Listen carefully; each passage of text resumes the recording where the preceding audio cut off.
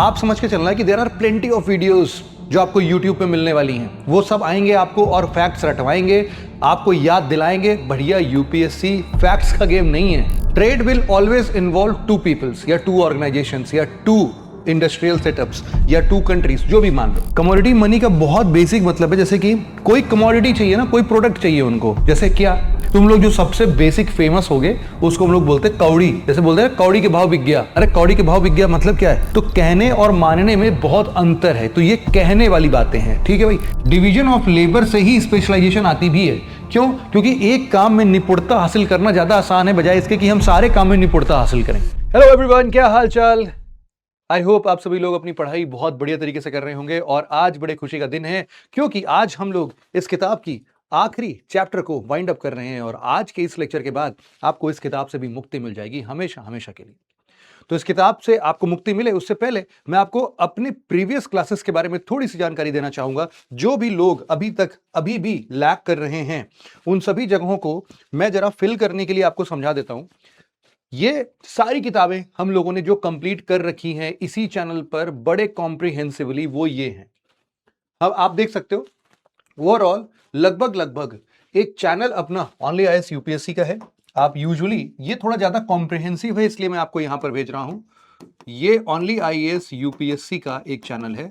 इसमें टोटल आपको 23 वीडियोस मिलेंगे और इस 23 वीडियोस में हम लोगों ने इस किताब को ऑलरेडी खत्म कर दिया है। दिस इज बियॉन्ड एनसीईआरटी मैं बोल रहा हूं। इस एनसीईआरटी में आराम से आपको 40 से 50% इंफॉर्मेशन एक्स्ट्रा मिलेगी, प्लस मिलेगी। एनसीईआरटी में वो सारी चीजें समझाई नहीं गई हैं आपको। और आप समझ के चलना है कि there are plenty of videos जो आपको यूट्यूब पे मिलने वाली हैं। वो सब आएंगे आपको और फैक्ट्स रटवाएंगे, आपको याद दिलाएंगे बढ़िया यूपीएससी फैक्ट्स का गेम नहीं है। यहां पर आपको कॉन्सेप्ट समझना पड़ता है और ये कॉन्सेप्ट्स हल्के नहीं है। इनको लेमैन लैंग्वेज में लिखने लायक कॉन्सेप्ट बनाने हैं। तो इसीलिए इस किताब को आप आराम से यहां से डिटेल में पढ़िए, पूरा एंड टू एंड कवर करिए। 11th क्लास की किताब है। 12th क्लास की किताब जब आप इंडियन ज्योग्राफी पर आते हो तो यहां पर, सॉरी ये भी 11th क्लास की किताब है आपके लिए और वो इसी चैनल पर आपको मिल जाएगी। आपको टोटल ऐसे सिर्फ और सिर्फ 7 वीडियोस देखने हैं और आपकी ये किताब भी वाइंड अप हो जाएगी। और फिलहाल के लिए हमने अभी तक 7 चैप्टर तो इसमें अपडेट कर दिया है इस किताब में भी। आज ये 8वां चैप्टर है, ये 8th चैप्टर है और इसके बेसिस पर भी इन 8 वीडियोस में आप बड़े आराम से इस किताब को भी कंप्लीट कर सकते हैं। बचता है हमारे ज्योग्राफी का आखिरी पड़ाव जो कि है Indian people and economy. I promise you all again कि मैं इस किताब के साथ जल्द ही आपके लिए वापस आऊंगा और इस किताब को भी हम end to end wind up करेंगे। तो हमारा पूरा कंप्लीट ज्योग्राफी तो खत्म होगा ही होगा। इसके साथ ही साथ मैंने इसी चैनल पर बहुत शानदार तरीके से आपकी मैपिंग के लिए बहुत जबरदस्त सॉल्यूशन दिया है। टोटल आप देखोगे ना, इसमें 13 वीडियोस हैं, 13 वीडियोस हैं और इसमें आपकी पूरे तरीके से जो वर्ल्ड मैपिंग है ना, वो एंड टू एंड खत्म कर दिए गए हैं। बड़े सारे मैंने इसमें आपको निमोनिक्स बताए हैं। अब चूंकि यहां पर निमोनिक्स मतलब रट्टाफिकेशन के लिए जो आपके लिए बड़ी महत्वपूर्ण है, सारे के सारे पोर्शंस आपके एटलस से हूबहू बहुत शानदार तरीके से, इवन बहुत ज्यादा एक्स्ट्रा पार्ट्स को भी हमने कवर करने की कोशिश की है इस जगह पर। अगर इसको देख लेना ना और लगे कि यार 13 वीडियोस को रिवाइज कैसे करेंगे, बड़ा टाइम लग जाएगा, भाग के आना इस चैप्टर पर। यहां पर वर्ड मैपिंग इसी वाले पोर्शन का कंप्लीट रिवीजन है 5 घंटे में। आराम से इस 5 घंटे में कवर कर लेना और इसके बियॉन्ड भी तुम इंडियन मैपिंग को अगर कंप्लीट करना चाहते हो तो सिर्फ 2 घंटे में इस इंडियन मैपिंग के भी पूरे पोर्शन को कंप्लीट कर सकते हो। तो ये है हमारा पूरा end to end full fledged description of geography हमने इस चैनल पर और ओनली आईएएस यूपीएससी का एक पोर्शन मैंने बस दिया हुआ है। उस सभी जगहों पर हमने कॉम्प्रिहेंसिवली कवर किया है, कॉम्प्रिहेंसिवली।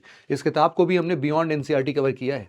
तो बिना देरी किए हुए अगर हम आज के इस पूरे टॉपिक को समझने की कोशिश करेंगे तो आज का हमारा जो टॉपिक है वो इसका आखिरी चैप्टर है जहां पर हम लोग बेसिकली बात करना चाहते हैं हमारे इंटरनेशनल ट्रेड की। आपने इस पोर्शन को देखना है। ये पोर्शन जो है ना आपके लिए, ये इंटरनेशनल ट्रेड का जो पूरा पोर्शन है, यहां पर इसके पहले अगर आप अपने सेकेंड लास्ट चैप्टर पर, मतलब इसके पहले के पहले चैप्टर पर जब आप आओगे तो मैंने, याद करो, आपको पढ़ाया था बहुत ही अच्छे तरीके से टर्शरी एंड क्वार्टनरी सेक्टर।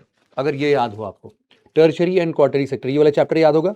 इसी में आपको मैंने एक टेबल दिखाई थी, बड़ी सी टेबल।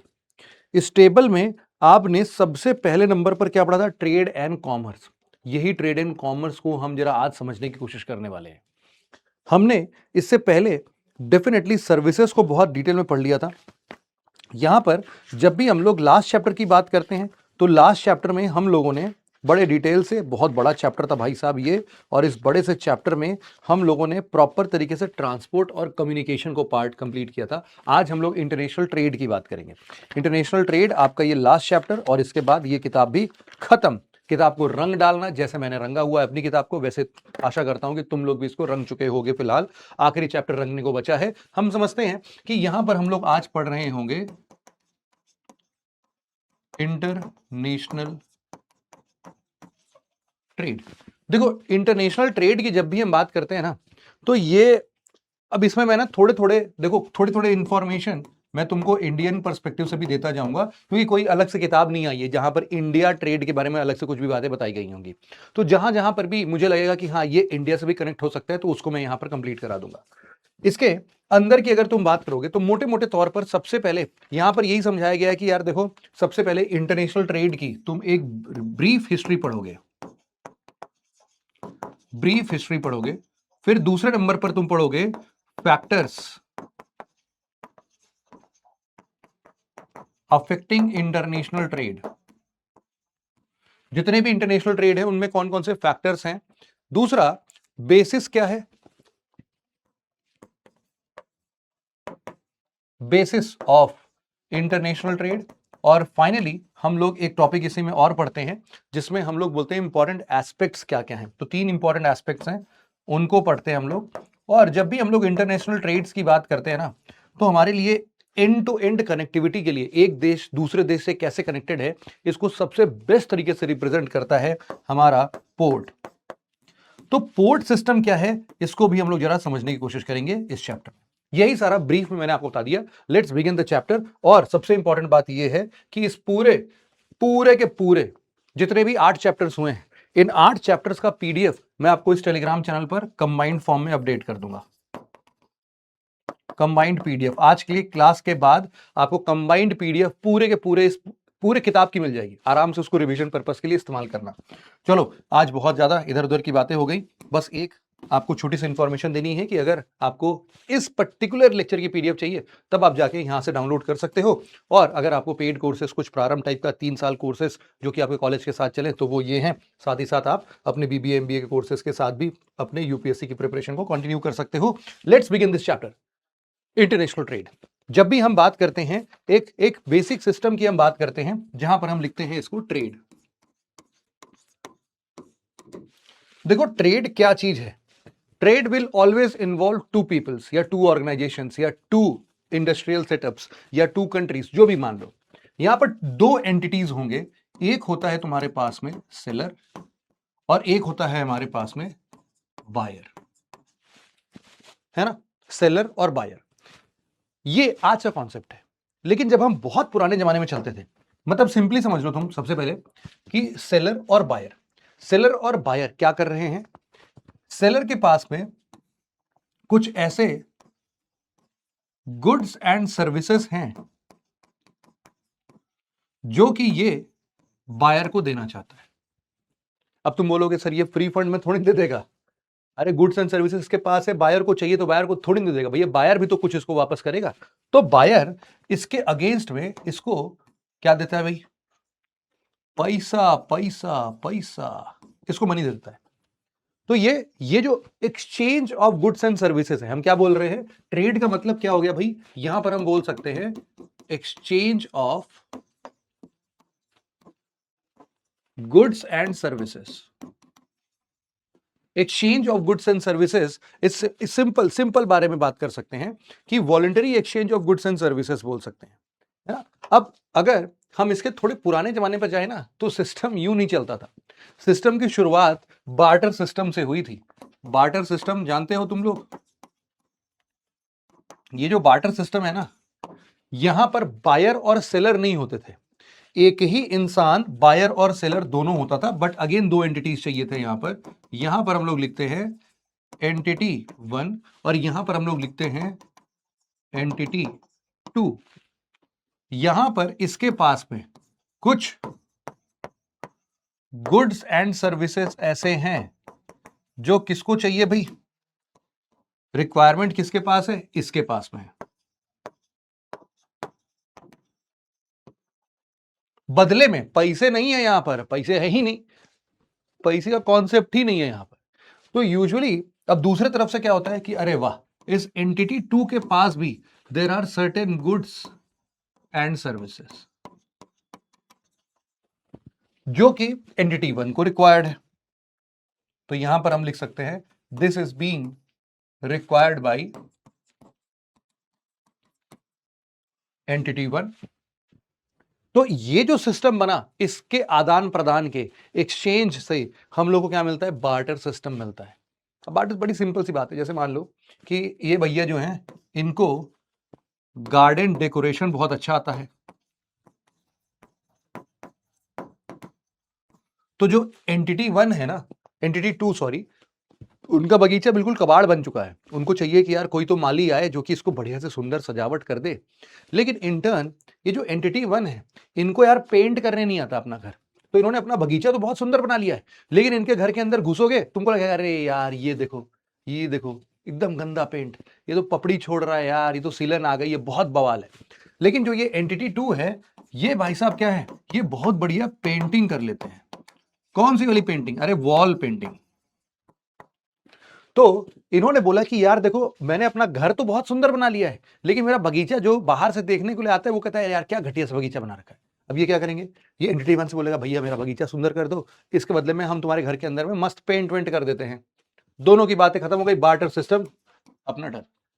क्या आज के जमाने में कहीं पर भी मैं बार्टर सिस्टम देखने को मिलता है, आंसर इज यस। गुवाहाटी के लगभग 35 किलोमीटर आगे जब हम लोग बढ़ते हैं तो एक छोटा सा गांव है।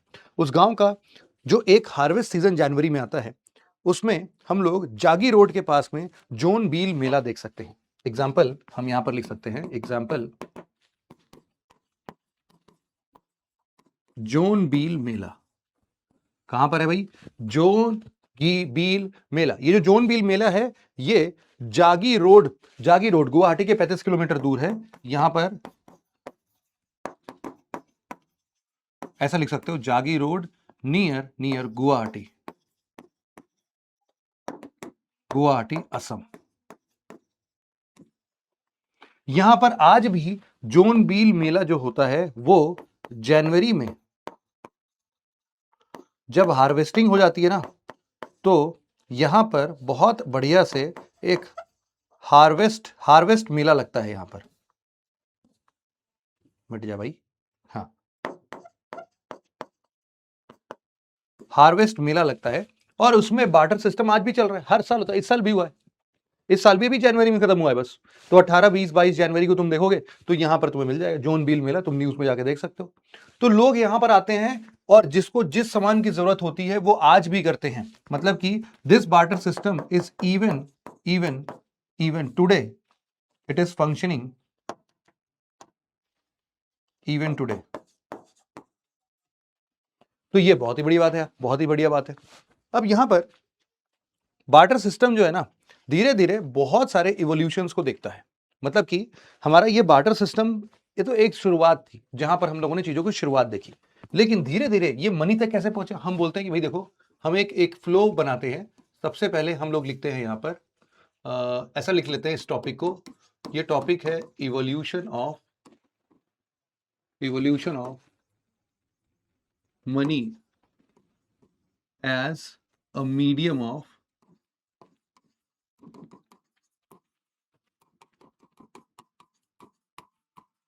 एक्सचेंज। यही तो है, मनी क्या करता है भाई, हमारे ट्रेड में एक्सचेंज का काम ही तो करता है। एक हाथ दे एक हाथ ले वाला काम ही नहीं है भैया, तुम हमें एक हाथ दो लेकिन बदले में पैसे लो, है ना। पैसे देके हम कुछ भी चीज खरीद ले रहे हैं। तो अब तुम बोलोगे नहीं नहीं सर, पैसों से हर चीज नहीं खरीदी जा सकती। अरे ठीक है भाई, अपनी फीलिंग्स को दरकिनार करो, मैं यहां पर गुड्स एंड सर्विसेज की बात कर रहा हूं। तो गुड्स एंड सर्विसेज में हर एक चीज पैसे से खरीदी जा सकती है, टेंशन मत लो, बस दाम लगाना आना चाहिए। तो ठीक है, evolution of money as a medium of exchange की अगर तुम बात कर रहे हो, तो यहां पर सबसे पहला सिस्टम जो आता है वो अभी अभी हम लोगों ने देखा, क्या है भाई, वो है barter system. But barter system तो बहुत पहले चलता था। अब क्या हुआ, थोड़े दिनों के बाद हमने देखा ये बार्टर सिस्टम जो है ना, ये बेसिकली एक प्रकार के कमोडिटी मनी में बदल गया। यहां पर इसको हम ऐसे लिख सकते हैं, इसको बार्टर सिस्टम के बाद कुछ हिस्से की अगर हम बात करते हैं तो इसमें सबसे पहला आता है भैया देखो अपना कमोडिटी मनी। हम यहां पर अगर कमोडिटी मनी की बात करते हैं,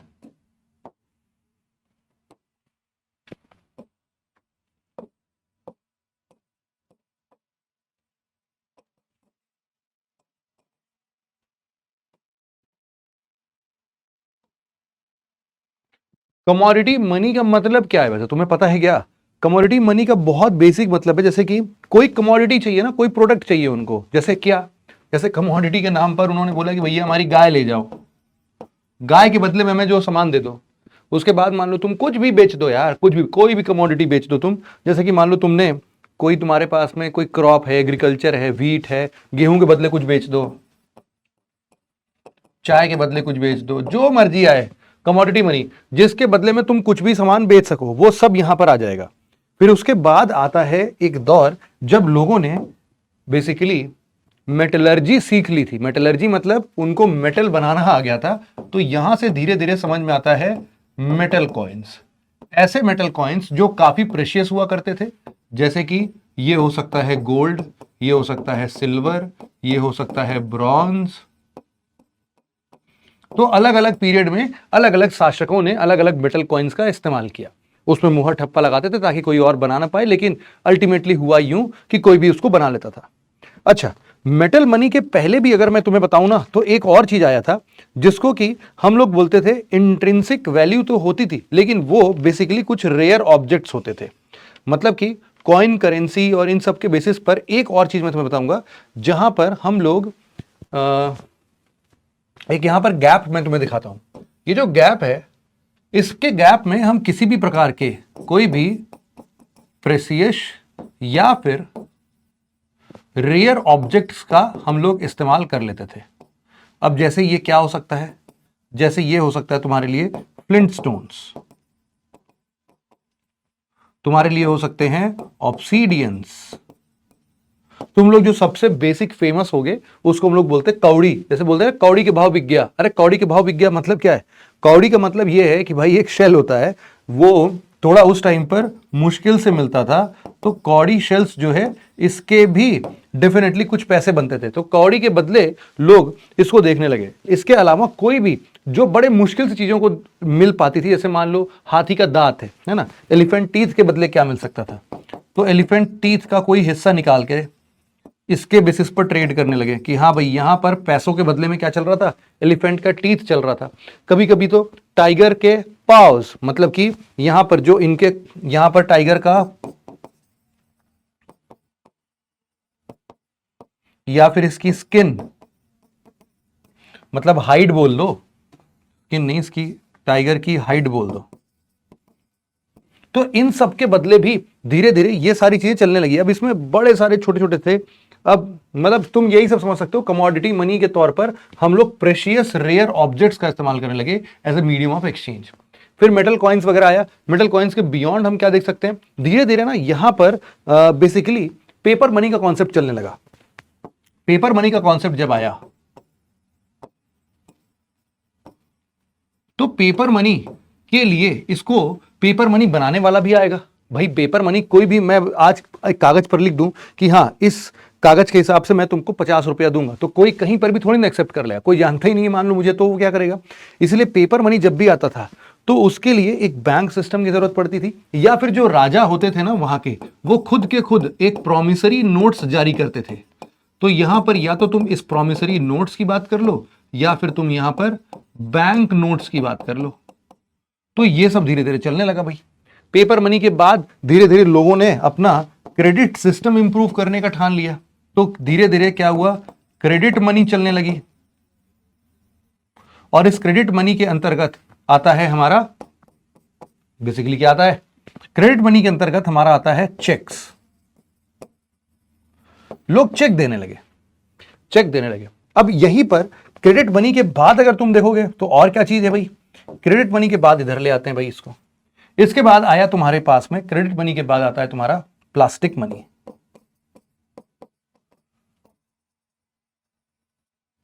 ये प्लास्टिक मनी क्या चीज है भाई? देखो प्लास्टिक मनी में जैसे तुम अपने पर्स में लेके घूम रहे हो ना, डेबिट कार्ड, क्रेडिट कार्ड, ये सारे सिस्टम्स आ गए।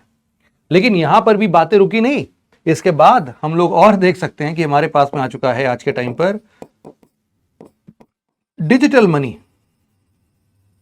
ये जो डिजिटल मनी है, ये कई बार हमारे बिटकॉइंस या फिर हम इसको क्रिप्टो करेंसी के फॉर्म में देख सकते हैं। क्रिप्टो करेंसी जैसे कि बिटकॉइंस, ईथर, या फिर हम बोल सकते हैं यहां पर इसी तरीके से डिजिटल मनी का एक और फॉर्मेट है जिसको हम लोग बोलते हैं इंटरनेट मनी, जिसके अंदर में तुम्हारा आ सकता है यूपीआई। यहां पर क्यूआर कोड के थ्रू ही बैंक ट्रांजैक्शंस हो सकते थे।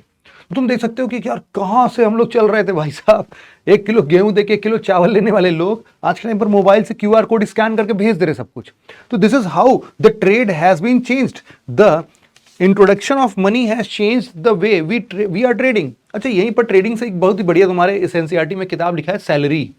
सैलरी शब्द जो है ना, ये शुरुआत में एक शब्द जिसको हम लोग बोलते हैं सिलेरियम। सिलेरियम मतलब होता है, यहां पर सैलरी जो है इसको हम लोगों ने डेराइव किया है, डेराइव्ड फ्रॉम सेलेरियम। सेलेरियम का मतलब है पेमेंट बाय सॉल्ट। अच्छा, जैसे आज के टाइम पर नॉर्मली हम लोग सॉल्ट का एक्सट्रैक्शन बड़े आराम से कर सकते हैं, है ना। पहले के जमाने में सॉल्ट का एक्सट्रैक्शन इतना आराम से नहीं होता था। जो रॉक सॉल्ट होते थे ना, सिर्फ वहीं से हम लोग सॉल्ट बना सकते थे। तो आज के जैसे आराम से ये कि भाई तुम सी वाटर से सॉल्ट प्रोड्यूस कर रहे हो, वैसा नहीं था। तो यहां पर ना जब सॉल्ट इतना मुश्किल से मिलता था तो लोग नमक के बेसिस पर पेमेंट करते थे कि तुमको 1 kg रॉक सॉल्ट दे देंगे, 2 kg रॉक सॉल्ट दे देंगे, जाओ मजे करो। लेकिन जब से सी से हम लोगों ने नमक निकालना स्टार्ट किया, इनके दाम बहुत ही ज्यादा गिर गए, बहुत ही गिर गए। अब यहां पर हम लोग समझते हैं आखिरकार ये हमारा हिस्ट्री क्या कहता है इंटरनेशनल ट्रेड का।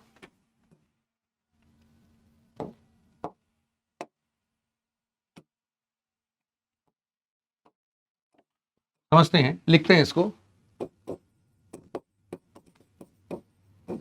History of international trade. क्या कहता है भाई हमारा हिस्ट्री इस ट्रेड के बारे में, और शुरुआत कहां से होती है, जरा हम लोग ये भी समझने की कोशिश करते हैं।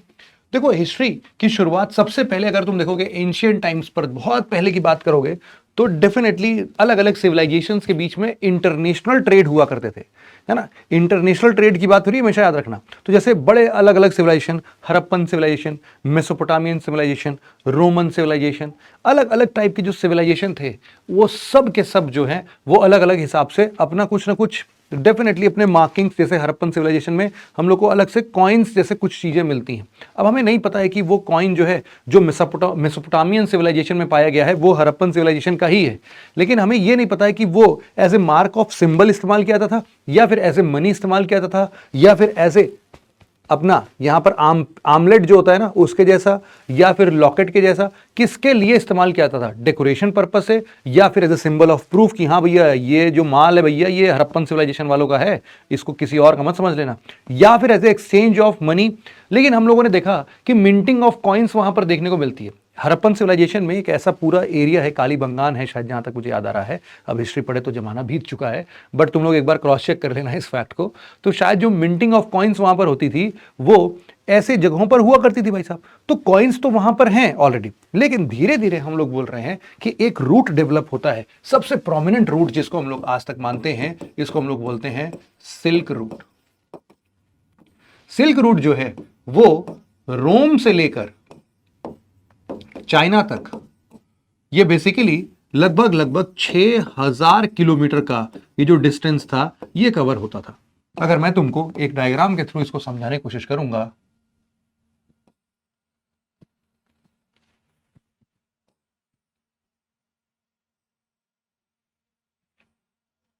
क्योंकि इन सब से तुम्हारा थोड़ा कॉन्सेप्ट जो है ना वो क्लियर हो जाएगा।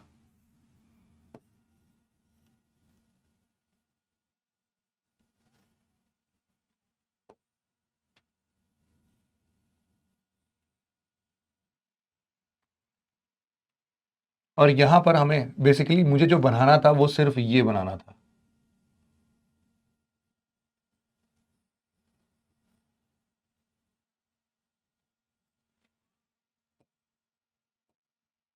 तो हमें पता है कि ये जो रोम है कहां पर बेसिकली, तुम देखोगे आज के टाइम का तो रोम यहां पर है, here is the Rome in Italy. But मैं बोल रहा हूं कि ये रोम से ट्रैवल करते करते ये जो पूरा हिसाब किताब है ये बहुत डिटेल में इधर साइड से यहां तक आता था, और ये सब यहीं से ये अरबियन पेनिनसुला के साइड पर भी जाता था। यहां पर जब इंटर करता था तो ये पाकिस्तान के एरिया से यहां पर एक, तुम लोगों ने तक्षशिला का नाम सुना होगा है ना, यूनिवर्सिटी जो थी भाई साहब अपनी एंशियंट टाइम पर, कितनी खतरनाक यूनिवर्सिटी थी। तो वहां से तक्षशिला से ये इंटर करते करते हमारे ये पूरे कोलकाता तक भी जाता था, और यहीं से ये ऊपर पूरा का पूरा ऐसा चाइना तक भी पहुंचता था। और ऊपर ही ऊपर ऐसे जितने भी हमारे सेंट्रल एशियन कंट्रीज हैं इन सब जगहों से भी इसको कनेक्शंस मिल जाते थे। तो अफगानिस्तान हो गया, कजाकिस्तान हो गया, तुर्कमेनिस्तान, अजबेकिस्तान, इन सब जगह से इसका कनेक्शन प्रॉपर तरीके से देखने को मिलता था। तो this is how this silk route has been developed. Silk route जो है वो अपने आप में बहुत शानदार जगह मानी जाती थी जिससे कि हम इंटरनेशनली ट्रेड करना स्टार्ट करते थे। लेकिन यहां पर धीरे धीरे हम लोगों ने क्या देखा, अब यहां पर अच्छा सिल्क रूट के माध्यम से अगर तुम देखोगे तो हम लोग बेसिकली ट्रेड क्या कर रहे थे, हम लोग यहां पर ट्रेड कर रहे थे चाइनीज सिल्क, हम लोग यहां पर Roman wool, precious stones and metals, इन सब चीजों का हम लोग आदान प्रदान कर रहे थे सिल्क रूट से। अब सिल्क रूट के बाद क्या हुआ, सिल्क रूट के बाद बेसिकली हम लोग देखते हैं क्या कि ना धीरे धीरे यहां पर जो अपना पर्शिया मतलब इधर वाला ईरान वाला हिस्सा जो था अपना पूरा, और बेसिकली हमारे पास में इसके अलावा की अगर बात करें तो वही सेंट्रल एशिया वाला रीजन, ये अपना अरबियन रीजन जो है, इन सब के साथ साथ देखा जाए तो ये जो रोमन एम्पायर काफी बड़े एरिया में फैला हुआ था भाई साहब। रोमन एम्पायर बहुत बड़ा एम्पायर था, लेकिन रोमन एम्पायर धीरे धीरे क्या होता है, डिसइंटीग्रेट हो जाता है। तो यहां पर एक नया सिस्टम समझ में आता है, इसको हम लोग बोलते हैं डिसइंटीग्रेशन ऑफ रोमन एम्पायर, जहां पर रोमन्स जो थे ना वो सेंटर ऑफ ट्रेड से अब बाहर निकल चुके थे।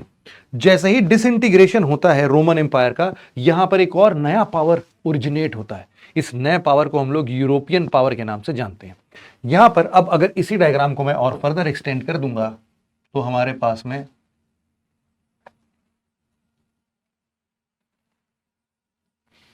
और यहां पर आ जाएगा हमारा ब्रिटिशर्स वाला पूरा फंडा। तो बेसिकली यहां पर स्पैनिश, फ्रेंच, पोर्टुगीज, ब्रिटेन्स, ये सभी ब्रिटिशर्स जिनको हम लोग बोल रहे हैं, ये सभी लोग धीरे धीरे धीरे धीरे अपने सी रूट को डेवलप करना स्टार्ट करते हैं। मतलब कि डिसइंटीग्रेशन ऑफ रोमन एम्पायर से जर्मिनेट होता है एम्पायर ऑफ यूरोप। यहां पर हम लोग लिखते हैं कि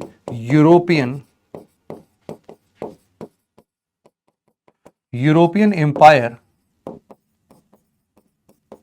स्टार्ट्स ग्रोइंग। अच्छा अब तुम एक बात हो समझो कि जो चीजें पहले पावरफुल चीजों को हम कैसे समझते थे, कोई ज्यादा पावरफुल कैसा होता था, तुम गुप्ता पीरियड की बात कर लो, मॉडर्न पीरियड की बात कर लो, इन सब जगहों पर जिसके पास जितना बड़ा जमीन है, जितने बड़े जमीन पर ये कब्जा करके बैठे हुए हैं एक साथ, वो ही उनके पावर, उनके माइट को डिफाइन करती थी।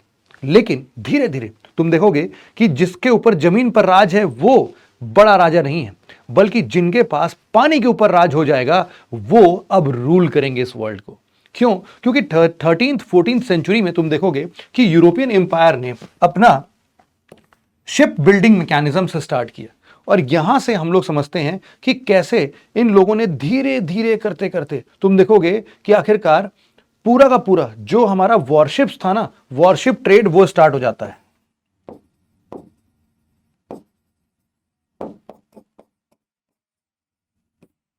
अब ये जो वॉरशिप ट्रेड है, इसी से ये लोग धीरे धीरे गए और इन्होंने अमेरिका की खोज की।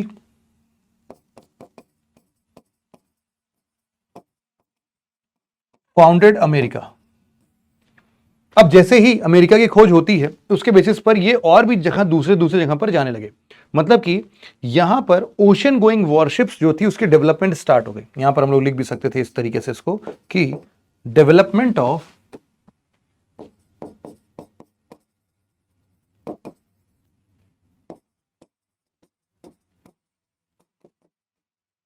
Ocean going worship trade.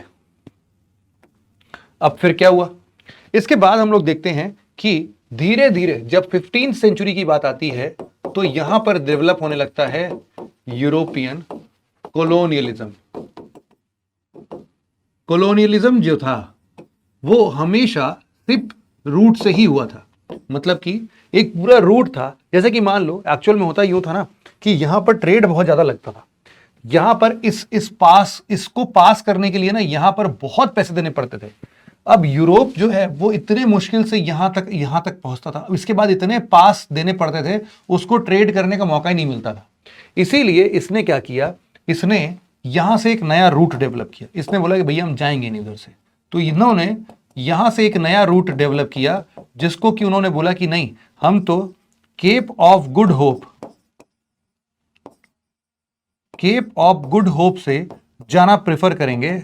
और क्यों? क्योंकि इनको बेसिकली इसका अंदाजा लग गया था कि वाटर रूट से कैसे ऑक्युपाई करते हैं। अब ये सिर्फ यही नहीं रुके, यहां से फिर ये अपने वियतनाम, यहां से ये मलक्का स्ट्रेट होते हुए साउथ चाइना सी से चाइना भी पहुंच गए। इधर वियतनाम, कंबोडिया, लाओस, थाईलैंड, इन सब जगह पर जहां जहां तक ये जा पाए, हर एक तो नहीं बोल सकते।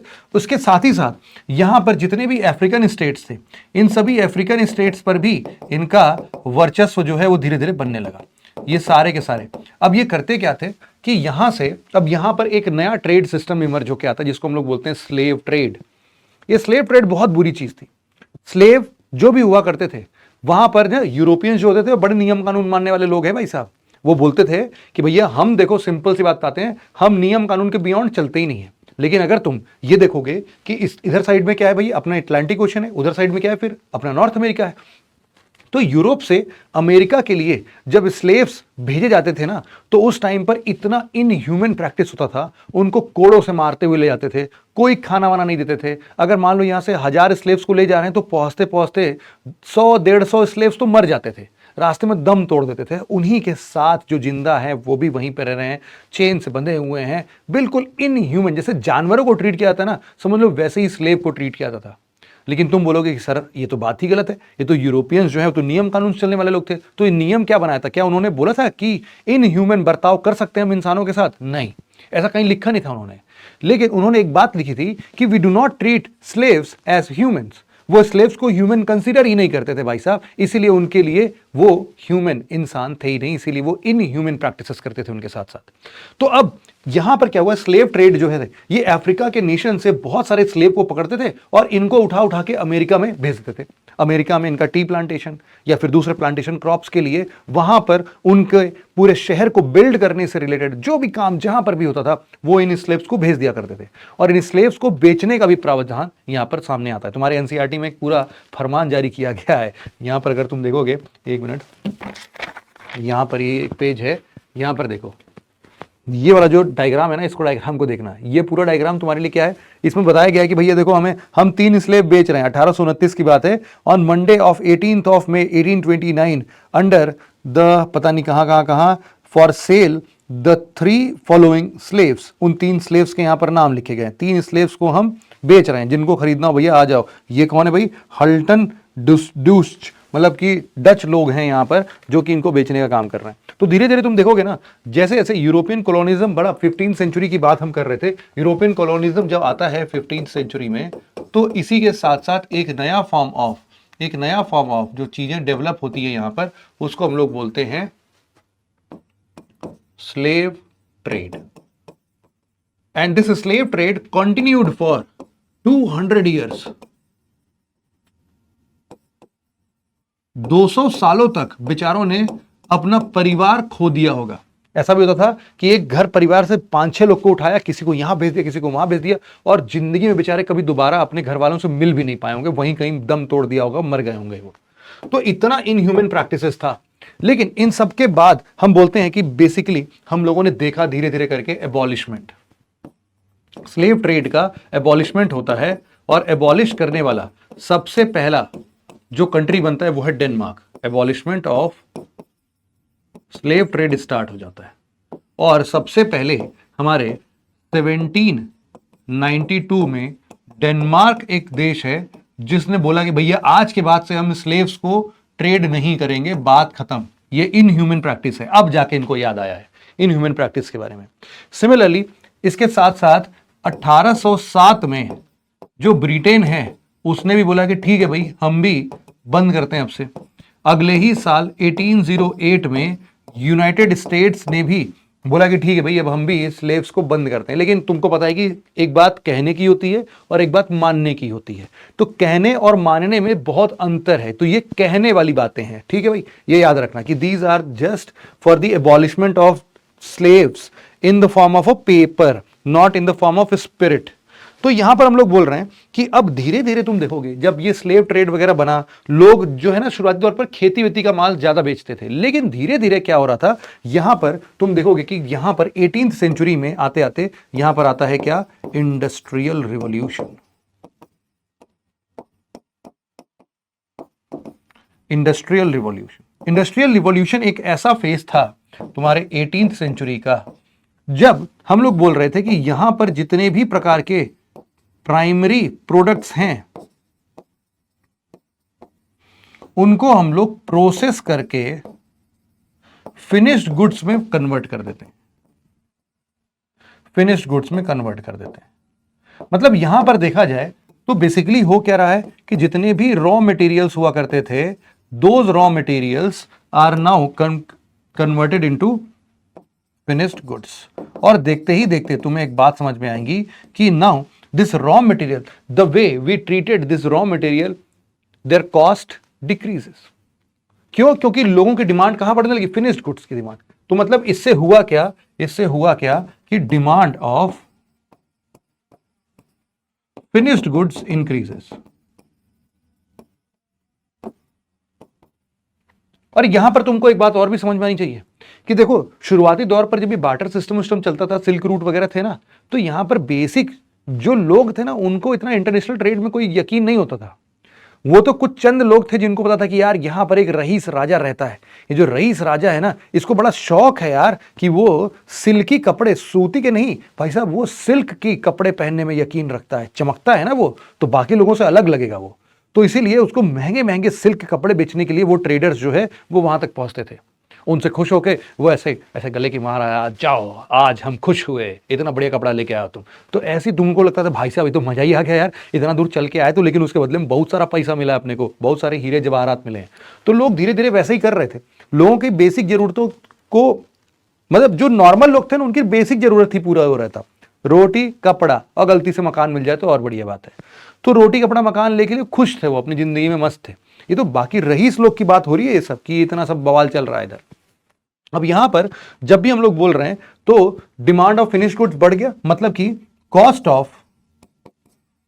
ऑफ रॉ मटेरियल्स ये काफी हद तक कम होने लगा as compare to the finish good. लोग फिनिश गुड चाहते थे, भैया रॉ मटेरियल का कोई बवाल नहीं करना चाहता था। सब चाहते थे कि हाँ हमें बना बनाया चीज मिल जाए। तो जैसे raw material is like grains, meat, wool, इन सब का ज्यादा भाव नहीं लग रहा है। लोग बने बनाए स्वेटर पहनना चाह रहे हैं, लोग पके पकाए खाना खाना चाह रहे हैं, है ना। तो इस तरीके से लोग सीधे आटा खरीदना चाह रहे हैं। गेहूं में कौन इसको ऐसे पीसता रहेगा घर पर, वो सब नहीं चाहिए लोगों को। तो इस तरीके से यहां पर इंडस्ट्रियल नेशंस का धीरे धीरे डेवलपमेंट होना स्टार्ट हो जाता है।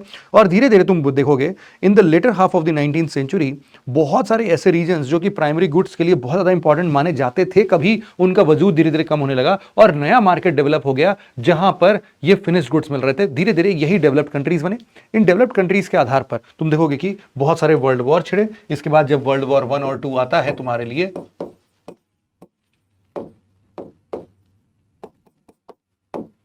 जब वर्ल्ड वॉर 1 एंड 2 आता है, इस सिचुएशन में तुम देख रहे होगे कि बहुत सारे कंट्रीज ने एक दूसरे से इस इंटरनेशनल ट्रेड के लिए बहुत सारे हैवी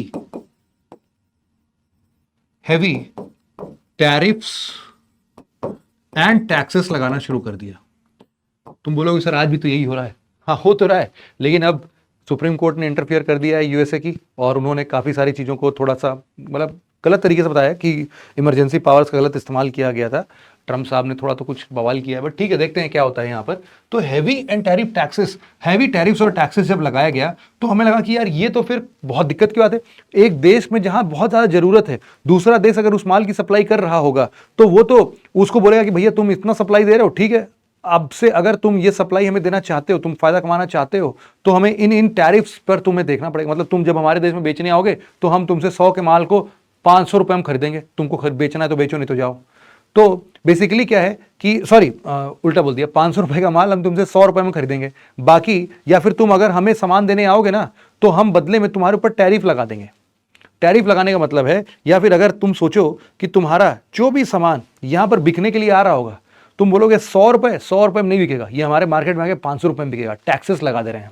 तो ऐसे टैरिफ्स और टैक्सेस लगा दे रहे हैं। तो इन टैरिफ्स और टैक्सेस के दम पर सामान बिकना बंद हो जाएगा, तुम लोग बिल्कुल भूखे नंगे जैसे इधर उधर घूमते फिरते रहोगे। लेकिन इन सभी चीजों को कैरी ऑन करने के लिए यहां पर एक बहुत ही शानदार, एक चमत्कार और एक बहुत ही बढ़िया ऑर्गेनाइजेशन बनता है जिसको हम लोग बोलते हैं general agreement for tariffs and trades.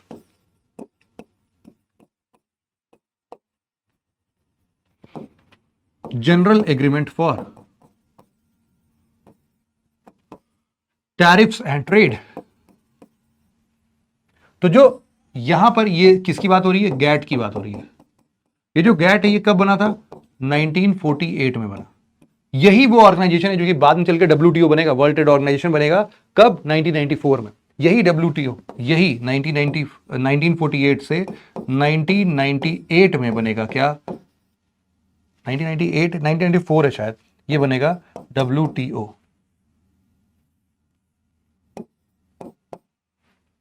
World trade organisation, WTO बनेगा भैया। अब यहां पर धीरे धीरे हम लोग आगे बढ़ते हैं। अब यहां पर बोलते हैं कि why does international trade exist, क्यों होता था भैया, इसका जरूरत ही क्या था।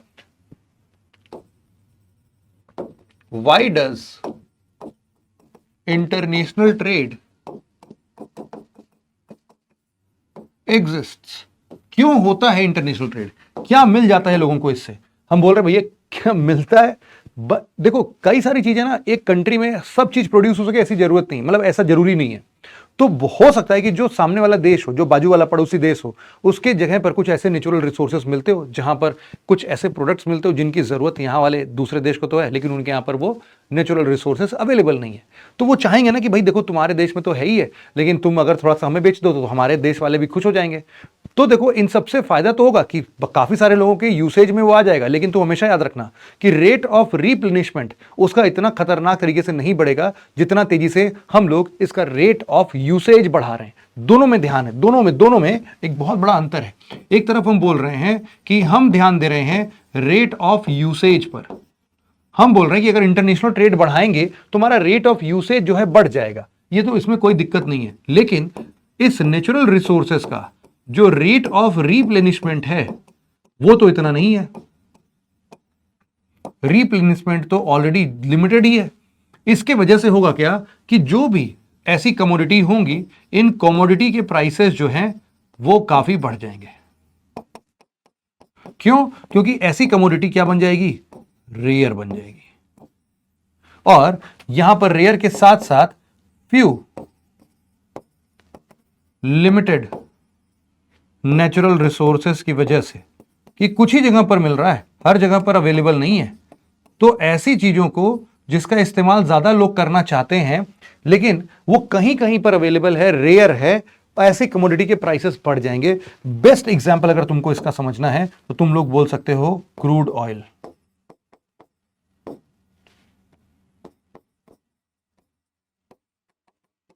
Crude oil and petroleum products. और तुम देख सकते हो इसको, बहुत अच्छे तरीके से देख सकते हो कि जिसके पास क्रूड ऑयल या पेट्रोलियम रिजर्व्स हैं वो काफी हद तक इस कंट्री को एक तरफा ट्रेड के नाम पर रूल करता है। क्यों रूल करता है, क्योंकि देखो ट्रेड में हमने एक बहुत इंपॉर्टेंट चीज पढ़ी थी, ट्रांसपोर्ट। ये ट्रांसपोर्ट जो है वो बेसिकली इन्हीं पेट्रोल, डीजल और ऐसे ही फॉसिल फ्यूल्स के दम पर चल रहा है। तो अब तो चलो पहले कोयले वाला ट्रेन आता था तो और ज्यादा ट्रेन के लिए भी चाहिए होता था, बट स्टिल अब ट्रेन जो है वो बिजली से चल रहा है। बिजली कहां से आ रहा है, बिजली आ तो रहा है कोल के जलाने से ही, तो अल्टीमेट मुद्दा तो वही सारी चीजें हैं। तो आप समझ सकते हो कि ये थोड़ी दिक्कत की बात तो है हमारे लिए। अब यहां पर अब मैं तुम्हें समझाता हूं कि सबसे पहले ये इंटरनेशनल ट्रेड क्यों होता है। क्योंकि देखो, कोई भी एक सर्टेन कंट्री होती है ना, उस सर्टेन कंट्री के पास में कुछ ऐसे प्रोडक्ट्स होते हैं जिसमें उसका स्पेशलाइजेशन होता है, स्पेशलाइजेशन ऑफ प्रोडक्ट्स। और स्पेशलाइजेशन ऑफ प्रोडक्ट्स के दम पर क्या होता है कि बहुत बार ऐसा होगा कि हमारे लिए एक सिंपल सी बात है कि जब भी स्पेशलाइजेशन ऑफ प्रोडक्शन होगा तो हमारे लिए कुछ ऐसी चीजें होंगी जो सिर्फ हम ही बना पाते होंगे। अब इस स्पेशलाइजेशन के साथ साथ एक चीज यहीं पर कनेक्टेड होती है। इस स्पेशलाइजेशन को और अच्छा परफॉर्म करने के लिए हमें चाहिए होता है क्या? Division of labour. Division of labour से ही स्पेशलाइजेशन आती भी है। क्यों? क्योंकि एक काम में निपुणता हासिल करना ज्यादा आसान है बजाय इसके कि हम सारे काम में निपुणता हासिल करें। तो कुछ ऐसे लोग जो सेमी स्किल्ड वर्कर्स टाइप के होते हैं उनको हम लोग सिंपल छोटा टास्क दे देते हैं, लेकिन उसी में उनकी महारत हासिल करवा देते हैं। तो बेसिकली क्या हो रहा था कि स्पेशलाइजेशन से बहुत सारा ऐसा ट्रेड राइज होना लगा था। इसीलिए हम बोल सकते हैं कि यहां पर कुछ प्रिंसिपल्स की बात कर सकते हैं। कौन कौन से प्रिंसिपल्स की बात कर सकते हैं? यहां पर 3 ऐसे प्रिंसिपल्स हैं जिसके बेसिस पर तुम समझ जाओगे कि आखिरकार इनको इंटरनेशनल ट्रेड एग्जिस्ट क्यों करता है। सबसे पहला है comparative advantage, principle of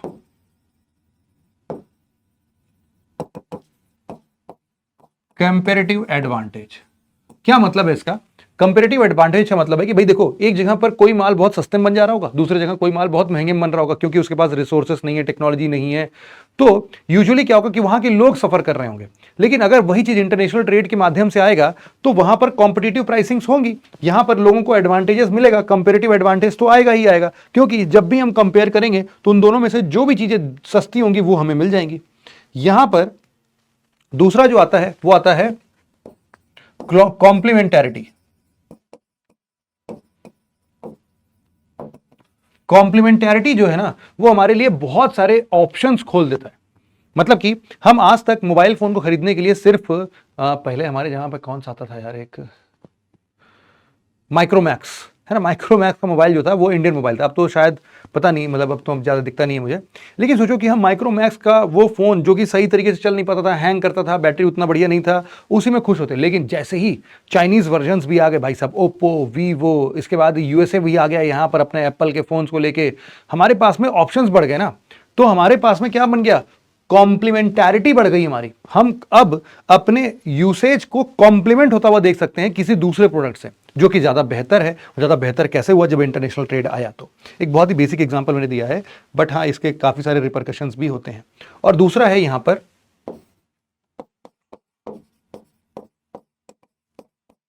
transferability. देखो, जब भी कोई दो देश आपस में ट्रेड करते हैं, it is not just the two country exchanging goods and services with respect to money. यहां पर उनके थॉट्स, उनके कल्चर, उनके सोशल नॉर्म्स, वहां पर कैसे प्रोडक्ट्स बनाए जाते हैं, बहुत सारे ट्रेडिशंस जो होते हैं वो भी ट्रांसफर होते हैं, जिसके तहत हमारा जो ग्लोबल टाई है, पीपल टू पीपल कांटेक्ट है, ये सब भी काफी अच्छे लेवल पर इंक्रीज होता है। और यही फायदा है हमारे लिए ट्रांसफरेबिलिटी का, कि जब भी हम लोग एक जगह से दूसरे जगह पर जा रहे होते हैं तो हमारे लिए काफी आसान हो जाता है उनके कल्चर को समझना, परसीव करना, और हम बड़े आसानी से हम पूरे वर्ल्ड में घूम टहल के अपने सारे जरूरतों को पूरा कर सकते हैं। यह है कि अगर एक इंसान के पास क्षमता है तो वो किसी भी गुड्स एंड सर्विसेज के लिए ये सारे के सारे काम कर सकता है। मतलब कि अगर मैं इन सभी को किसके रिस्पेक्ट में लिख दूं? गुड्स एंड सर्विसेज के फॉर्म में लिखना स्टार्ट कर दूं तो अब तुम इसको समझ सकते हो। I hope this is clear, है ना। अब इसके बाद हम लोग समझते हैं basis of international trade.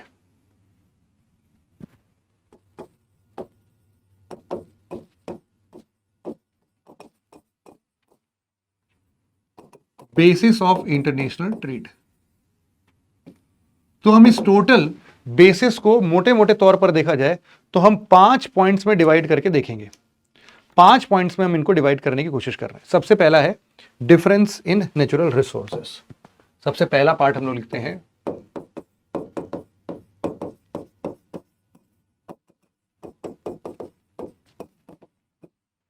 Difference in natural resources. बहुत सिंपल सी बात है कि देखो डिफरेंस इन नेचुरल रिसोर्सेस में हमारे पास में कई बार रिसोर्सेस का अभाव हो सकता है, कभी कभी रिसोर्सेस का बहुत ज्यादा भंडार हो सकता है। जैसे एग्जांपल के तौर पर मैं तुम्हें बताऊं कि जैसे कि अगर तुम नेचुरल रिसोर्सेस की बात कर रहे हो और हमें चाहिए, मान लेते हैं न्यूक्लियर पावर। अब इस न्यूक्लियर पावर को हमें अगर पाना है तो हमें दो प्रकार के फ्यूल की जरूरत पड़ सकती है। हमारे यहां पर एक है, तुम्हें चाहिए होगा एनरिच्ड यूरेनियम। जो एनरिच्ड यूरेनियम है वो इंडिया के पास में नहीं है। इंडिया के पास में टोटल के टोटल अगर तुम यहां पर यूरेनियम रिजर्व की बात करते हो तो इस यूरेनियम रिजर्व को तुम मुश्किल से कितना देख पाओगे, 2%। लेकिन यही चीज अगर तुम बोलोगे कि यार ये तो इससे पॉसिबल ही नहीं है, लेकिन न्यूक्लियर पावर के तौर पर अगर तुम यहां पर थोरियम की बात करते हो तो थोरियम का बोलबाला इंडिया में काफी अच्छा है। अगर तुम इंडिया की बात कर रहे हो तो इंडिया में 25% ऑफ थोरियम रिजर्व्स इंडिया में ही लाई करती है। तो इसका मतलब ये क्या है कि अगर जब भी हम नेचुरल रिसोर्सेज की बात कर रहे होंगे तो हम कोशिश करेंगे कि इंस्टेड ऑफ एनरिच्ड यूरेनियम हम किसका इस्तेमाल करें, हम इस्तेमाल करें थोरियम का। तो हम यही कर भी रहे हैं इनफैक्ट। तो हमारा बेसिक मकसद क्या है कि इंटरनेशनल ट्रेड, देखो जब तक थोरियम का हम लोग पूरा सामान सामग्री टेक्नोलॉजी नहीं डेवलप कर लेते तो आखिरकार हम लोग क्या कर रहे हैं, इसको इंपोर्ट कर रहे हैं। किसको इंपोर्ट कर रहे हैं, एनरिच्ड यूरेनियम को इंपोर्ट कर रहे हैं। क्यों इंपोर्ट करें, क्योंकि हमारे पास नहीं है। तो हम बोल रहे हैं कि ये तो ट्रेड ही तो हुआ ना एक तरीके से। तो नेचुरल रिसोर्सेज का डिफरेंस तो तुमको हमेशा देखने को मिलेगा। जैसे कि अलग अलग, जैसे कि इसका एक सब टाइप यहां पर हम लिख सकते हैं कि अलग अलग प्रकार से हमारे जियोलॉजिकल स्ट्रक्चर होते हैं। अब उस जियोलॉजिकल स्ट्रक्चर का कोई यहां पर तुम यूं नहीं बोल सकते कि अच्छा जियोलॉजिकल स्ट्रक्चर है, ठीक है भाई हम भी बना लेते हैं। हम भी बना लेते हैं, कैसे बना लोगे भाई? तुम जरा देखो कि अगर कोई भी कंट्री में माउंटेन्स बहुत ज्यादा हैं तो उस कंट्री में अपने आप ही टूरिज्म सेक्टर डेवलप हो जाएगा। उसकी वजह से लोग जाएंगे उस पहाड़ को देखने के लिए। तुम अपने यहां पर नया पहाड़ थोड़ी ना बना दोगे। मतलब कि ये क्या है बेटा, तुम्हारे लिए जियोलॉजिकल स्ट्रक्चर है ना, तुम इसको बिगाड़ थोड़ी ना सकते हो। तो पहाड़ नहीं बना सकते हो। जैसे कि अगर किसी के पास में लो लैंड्स हुए तो लो लैंड्स के होने की वजह से वो अपने एग्रीकल्चरल सिस्टम को बूस्ट करेगा ही करेगा। यहां पर एग्री सिस्टम ज्यादा सस्ती होगी। क्यों? क्योंकि यहां लो लैंड है। तो इसका मतलब यह है कि भाई साहब हम लोग जो पोटेंशियल्स की बात कर रहे हैं ना, वो हम उसको दूसरे देश में नहीं लगा सकते हैं। दूसरा है तुम्हारे पास में मिनरल रिसोर्सेस के बारे में बात करना। इसी का एक सब पार्ट हम लिख सकते हैं यहां पर,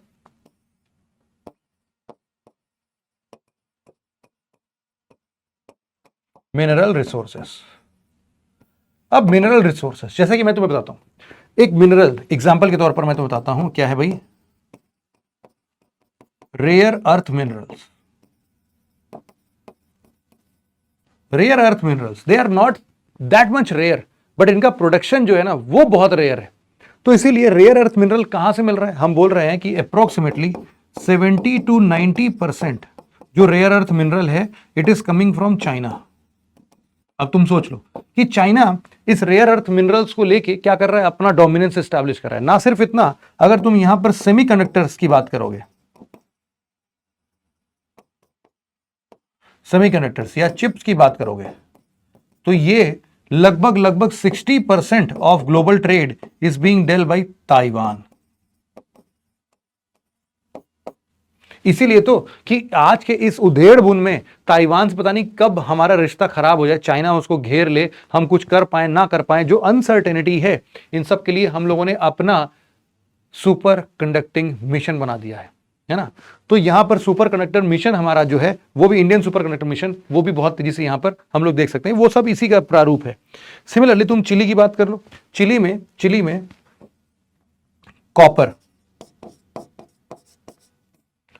कॉपर का लगभग 25 से 30% प्रोडक्शन जो है वो कहां होता है, चिली में होता है। तुम ऐसा ही बोल सकते हो ना, मिनरल रिसोर्सेज जो हैं वो लीड करते हैं भाई साहब हमारे इस पूरे के पूरे हमारे इस वर्ल्ड को। जब सबकी बात हो रही तो इंडिया की बात तो होनी ही चाहिए भाई साहब। इंडिया जो है, यहां पर एक एग्जांपल और लिखता हूं मैं कि इंडिया को हम लोग क्या बोलते हैं, इंडिया को हम लोग बोलते हैं फार्मेसी ऑफ द वर्ल्ड। यहां पर जेनेरिक मेडिसिन जो है वो बहुत ज्यादा अमाउंट में बनाई जाती है और सप्लाई की जाती है। तो जेनेरिक मेडिसिन के लिए जितने केमिकल्स जो यूज होते हैं, जेनेरिक मेडिसिन वो सब हम बहुत आसानी से बनाते हैं और पूरे वर्ल्ड भर में हम इसका स्प्रेड करते हैं। तो इस तरीके से हम इस ट्रेड में हम इस ट्रेड में अपर हैंड पर है। तो वही बात है कि देखो, हर एक कंट्री अपने अपने मिनरल रिसोर्सेस के दम पर बहुत सारे काम इधर उधर कर रहा है। अब सिमिलरली देखो, कई बार ना इसी में जैसे डिफरेंस इन नेचुरल रिसोर्सेस में एक और फैक्टर आ सकता है, और वो है हमारा सी पे हम लिखते हैं क्लाइमेट। है ना भाई, कैसा क्लाइमेट है? क्लाइमेट मतलब अगर मॉनसून टाइप है, या फिर हम बोल सकते हैं कि नहीं हमारे लिए ये चाइना टाइप है, हम बोल रहे हैं नहीं हमारे लिए ये मेडिटेरेनियन टाइप है। तो ये क्लाइमेट भी तो इफेक्ट करते हैं। मेडिटेरेनियन टाइप के हिसाब से तुमको ये मैंने पढ़ाया हुआ है कि यहां पर विंटर रेन होते हैं और विंटर रेन और ड्राई समर्स होते हैं यहां पर। इन सब के चलते यहां पर जो एक कल्चर डेवलप होता जा रहा है उसको हम लोग बोलते हैं, एक तो चलो विटिकल्चर तो है ही है अपने आप में, और यहां पर हम लोग बोलते हैं कि बहुत स्ट्रॉन्ग बेवरेज या फिर अल्कोहल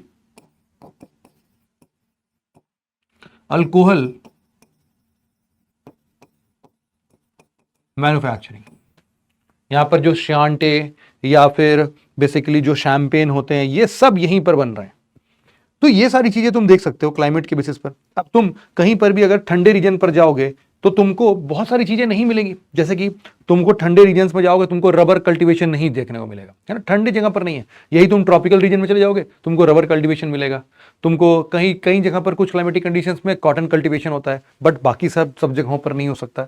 तो बेसिक वही है कि कहां पर तुम्हारा ये सब चीज ग्रो कर सकता है, उसके लिए बहुत इंपॉर्टेंट फैक्टर है। Similar difference in natural resources. दूसरा फैक्टर जो है वो है हमारे लिए पॉपुलेशन फैक्टर। तो यहां पर हम लोग लिखते हैं सेकंड नंबर पर है हमारे पास में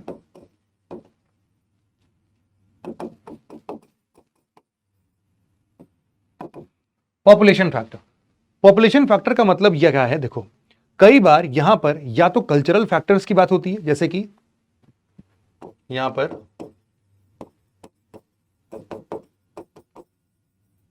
कल्चरल फैक्टर्स मतलब देखो, जिस चीज की लोगों को जरूरत रही होगी उन्होंने अपने कल्चर में उसको बनाने का, उसको प्रोड्यूस करने का, मैन्युफैक्चर करने का आर्ट सीख लिया होगा, और वही पीढ़ी दर पीढ़ी हमारे बाकी के जनरेशंस में भी आती होगी। जैसे कि चाइना में जब तुम पोर्सलीन के बारे में बात करोगे, या फिर तुम ऐसे कुछ एंटिकिटी की बात, मतलब यहां पर तुम इसका क्या नाम है,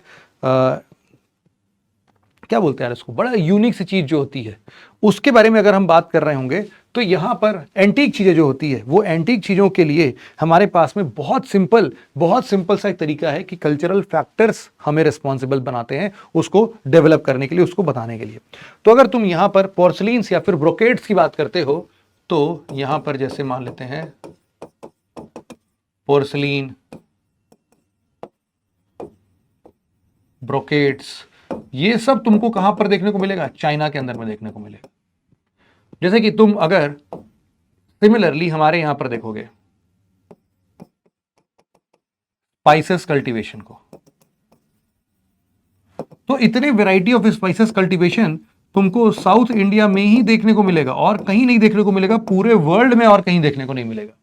तो बेसिकली जो कार्डमम है या फिर जो दूसरे प्रकार के नए नए स्पाइसेस देखने को मिल रहे हैं वो सिर्फ और सिर्फ यहीं पर तुम्हें मिल रहा है। सतावरी जो एक बोलते हैं वो काफी फेमस है भाई साहब।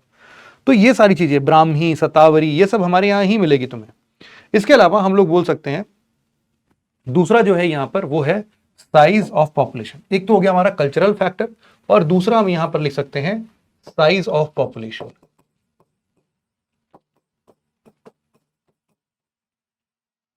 साइज ऑफ पॉपुलेशन क्यों? क्योंकि हम इसको बोल रहे हैं कि अगर पॉपुलेशन साइज ज्यादा रहा, पॉपुलेशन साइज अगर लार्ज रहा, तो हमारा इंटरनल ट्रेड जो है वो स्ट्रांग होगा। स्ट्रांग क्यों होगा भाई? ज्यादा लोग हैं, लोग ज्यादा हैं तो अंदर खपत ज्यादा है, एक्सटर्नल ट्रेड पे हम ज्यादा बिलीव नहीं रखेंगे। दूसरा हम बोल सकते हैं साइज ऑफ पॉपुलेशन के साथ साथ यहां पर इस ज्यादातर जनता में कितना पैसा है लोगों के पास में, मतलब कि way of their living,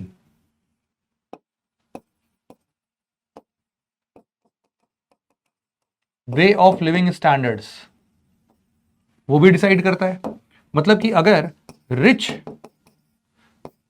richness population में ज्यादा है तो इसका मतलब है कि वहां पर कंजम्पशन ज्यादा होगा, और जहां पर गरीबी है ना, जहां पर पोवर्टी ज्यादा है वहां पर भूखमरी ज्यादा होगी। भूखमरी ज्यादा होगी मतलब कि famine situations, diseases, famines, diseases, ये सब ज्यादा देखने को मिलेंगे। तो लोग अपनी बेसिक जरूरतों को भी पूरा नहीं कर पा रहे होंगे, तो यहां पर यह भी एक बड़ा मुद्दा आता है। तो यहां पर इसीलिए हम लोग इसको बोलते हैं स्टेज ऑफ इकोनॉमिक डेवलपमेंट। वैसे इसको तीसरे पॉइंट पर लिखना चाहिए था मुझे, इसको ऐसे लिख लो कि यहां पर जैसे दूसरा लिखा था ना, यहां पर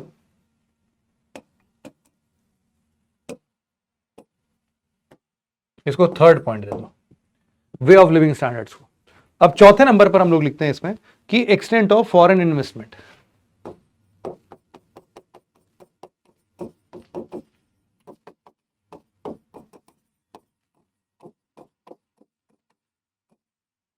एक्सटेंट ऑफ फॉरेन इन्वेस्टमेंट तुम देख सकते हो एग्जांपल के तौर पर कि इंडिया में बिफोर 1991 यहां पर जो सबसे बड़ा प्लेयर था वो था गवर्नमेंट लेड ग्रोथ यहां पर चल रहा था। बट हम लोगों ने पोस्ट 1991 क्या किया, हम लोगों ने देखा अपना एलपीजी रिफॉर्म मतलब कि हम लोगों ने लिबरलाइजेशन, हम लोगों ने प्राइवेटाइजेशन, और हम लोगों ने ग्लोबलाइजेशन पर इफेक्ट डाला। इससे हम लोगों ने किया क्या, we have opened up our economy. Open up our economy का मतलब क्या है, हमने अपना मार्केट का एक्सेस बाकी विदेशियों को भी दे दिया कि भाई तुम भी आके यहां पर अपना सामान बेच सकते हो। ये क्या है, opening up of market, international trade को बढ़ावा देना ही है ना। तो इसीलिए फॉरेन इन्वेस्टमेंट कितना है वो भी कई बार यहां पर इशारा में बता सकता है। देखो एक चीज यहां पर मैं तुम्हें और बताता हूं, जैसे कि इंडिया का एक एग्जांपल ले रहा हूं मैं तुम्हारे लिए। इंडिया में जो कि लोकल मर्चेंट्स थे या फिर जो शॉपकीपर्स थे, इसके साथ में क्या होता था कि government always wanted to protect them. और इसके चलते अपने देश ने किया क्या, अपने देश ने कुछ ऐसे लॉज बनाए जिसमें उन्होंने साफ साफ मना कर दिया कि जैसे कंपनीज जो थी, कंपनीज लाइक वॉलमार्ट, जो ये वॉलमार्ट कंपनी है, these are the basic chain of retail stores, है ना। ये क्या करते हैं, ये तुम्हारे लिए रिटेल स्टोर्स बनाते हैं, और रिटेल स्टोर्स बना के सब कुछ एक ही छत पर तुम्हें देने लगते हैं। जैसे कि तुम वही समझ लो अपना, जैसे बिग बाजार है, बिग बास्केट था, ऐसे ऐसे जितने भी आते हैं ना, अपना ये अपना रिलायंस का भी आता है, रिलायंस स्टोर जो आता है, तो वैसा ही समझ लो। वॉलमार्ट को अंदर नहीं घुसने दिया, बोला कि भैया इससे जो है हमारे रिटेलर जो है वो बहुत भारी चपेट में आ जाएंगे। तो इनको बोला गया भैया वॉलमार्ट जो है ना, तुम एक काम करो, तुम सिर्फ और सिर्फ होलसेल मार्केट में अगर तुम आना चाहते हो तो तुम्हारे लिए इसको हम दे देंगे, लेकिन रिटेलर्स के हिसाब से तुमको आने की एंट्री नहीं देंगे, मतलब तुमको एंट्री नहीं देंगे। तो हम क्या कह रहे हैं कि कहीं ना कहीं हम लोगों ने अपने मार्केट को ओपन भी किया, लेकिन कई बार हम लोग अपने लोकल शॉपकीपर्स को बचाने के लिए भी हमने कई सारे स्टेप्स लिए हैं। हालांकि देखो फायदा कुछ नहीं मिला है। आजकल के टाइम पर जो ये लोकल मार्केट्स हैं ना, ये जो शॉपर्स हैं, ये लोग पता है कहां से मारे जा रहे हैं, ये मारे जा रहे हैं हमारे क्विक कॉमर्स से। क्विक कॉमर्स, जो क्विक कॉमर्स का मतलब है जो हमारे पास में ये Blinkit, Zepto, Zomato, Swiggy, Instamart, ये सब जो भी आ रहा है, इन सब से जो लोकल रिटेलर्स थे उनकी दुकान वैसे ही ठप होती जा रही है। और जो हमारे टीयर 3 सिटीज हैं, टीयर 3 सिटीज में जहां पर ऐसे दुकानदार हुआ करते थे, उन सब जगहों पर अब ये वॉलमार्ट कंपनी तो नहीं आई है, लेकिन हमारे यहां पर जो लोकल इंडियन कंपनीज हैं, लाइक रिलायंस की है या फिर जो भी दूसरे ऐसे रिटेल आउटलेट्स हैं, वो बहुत तेजी से आ रहे हैं। यहां पर यह बोला गया कि ठीक है, एक काम कर सकते हैं, इन सभी चीजों में वॉलमार्ट जैसी कंपनी को रिटेल स्टोर्स के लिए तो नहीं बोला गया। यहां पर रिटेल स्टोर्स भी किसके लिए, कंबाइंड रिटेल स्टोर्स, मतलब कि एक साथ एक ही छत पर सारे सामान मिलने के लिए उन्होंने बोला कि नहीं नहीं तुम नहीं आ सकते हो। लेकिन उन्होंने बोला अलग अलग बेचे, तो बोले ठीक है भैया अलग अलग बेच लो। तुमको सिर्फ नाइकी के जूते बेचने, एक आउटलेट खोल दो। तुमको एडिडास के जूते बेचने हैं, एक आउटलेट खोल दो। तुमको यहां पर जो कपड़े का कोई फॉरेन ब्रांड खोलना है, एक अलग से दुकान खोल दो। लेकिन सबको एक साथ एक छत के नीचे नहीं ला सकते हो तुम। तो बेसिकली हमारे देश ने बहुत सारे ऐसे मतलब बहुत सारे ऐसे काम किए हैं जिससे कि हमारे फॉरेन इन्वेस्टमेंट में बढ़ोतरी भी मिले, और कुछ कुछ जगहों पर रिस्ट्रिक्शंस दिए हैं in order to protect our local traders. अब यहां पर जो पांचवा और आखिरी फैक्टर्स आता है उसको हम लोग बोलते हैं ट्रांसपोर्ट। देखो ट्रांसपोर्ट शब्द जो है इट ऑलवेज रिप्रेजेंट्स कनेक्टिविटी।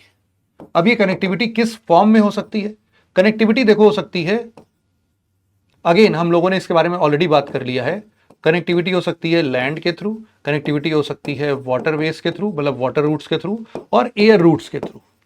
तो जब भी हम लोग, अब वही लास्ट चैप्टर को याद कर लो तुम लोग, ट्रांसपोर्ट तो पूरा अलग से हम लोग पढ़ ही चुके हैं, उसका भी एक पर्टिकुलर सेगमेंट हमारे यहां पर ट्रेड में इफेक्ट करता है। ये बात हम लोगों ने लास्ट लेक्चर में बहुत अच्छे तरीके से कंप्लीट कर दिया था कि अगर इनएफिशिएंट मींस है या फिर एडिक्वेट ट्रांसपोर्ट फैसिलिटीज नहीं है तो ट्रेड वैसे ही नहीं हो पाएगा। मतलब कि अगर इनएफिशिएंट एंड इनएडिक्वेट ट्रांसपोर्ट है तो इसका मतलब है ट्रेड नहीं हो पाएगा। अब वो बात हो इंटरनेशनल ट्रेड की या फिर कोई भी ट्रेड की, तो वो नहीं हो पाएगा, सिंपल सी बात है। नेक्स्ट हमारे पास में important aspects of international trade.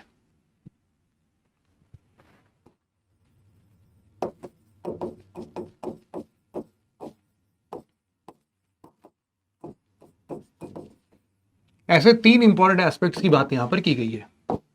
कौन कौन से हैं जरा पहले पहले हम लोग समझते हैं। सबसे पहला है तुम्हारे पास में वॉल्यूम ऑफ ट्रेड।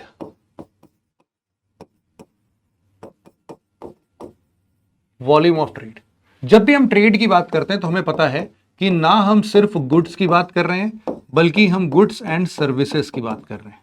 और जब भी गुड्स एंड सर्विसेज का हम एक्सचेंज देखते हैं तो यहां पर एक्सचेंज जो है वो किसके टर्म्स में देखा जाता है कि कितना कितना अमाउंट का ये एक्सचेंज हुआ है, पैसे कितने, क्योंकि आज के टाइम पर हमारे पास में हार्ड करेंसीज हैं और हार्ड करेंसीज के फॉर्म में हम किसी भी एक न्यूट्रल या फिर एक सबसे सुप्रीम हार्ड करेंसी जो भी होगी, मान लेते हैं यूएस डॉलर है, तो यूएस डॉलर के कंपैरिजन में हम पूरा देख सकते हैं कि इस पूरे वर्ल्ड पर आखिरकार ट्रेड का वॉल्यूम क्या है। और तुम अगर देखोगे धीरे धीरे तो ट्रेड का volume, total value of goods and services जो है वो धीरे धीरे बढ़ती ही जा रही है, बढ़ती ही जा रही है। तो यहां पर हम बोल रहे हैं कि ट्रेड दिन पर दिन एक इंक्रीजिंग ट्रेंड ही शो कर रहा है। ये ट्रेड किसकी बात हो रही है? वर्ल्ड ट्रेड की बात हो रही है। पूरे विश्व भर में कितनी ट्रेडिंग हो रही है, यहां पर जो भी ये ट्रेडिंग की बात चल रही है, यहीं पर एक होता है composition of trade. Composition of trade दूसरा आता है यहां पर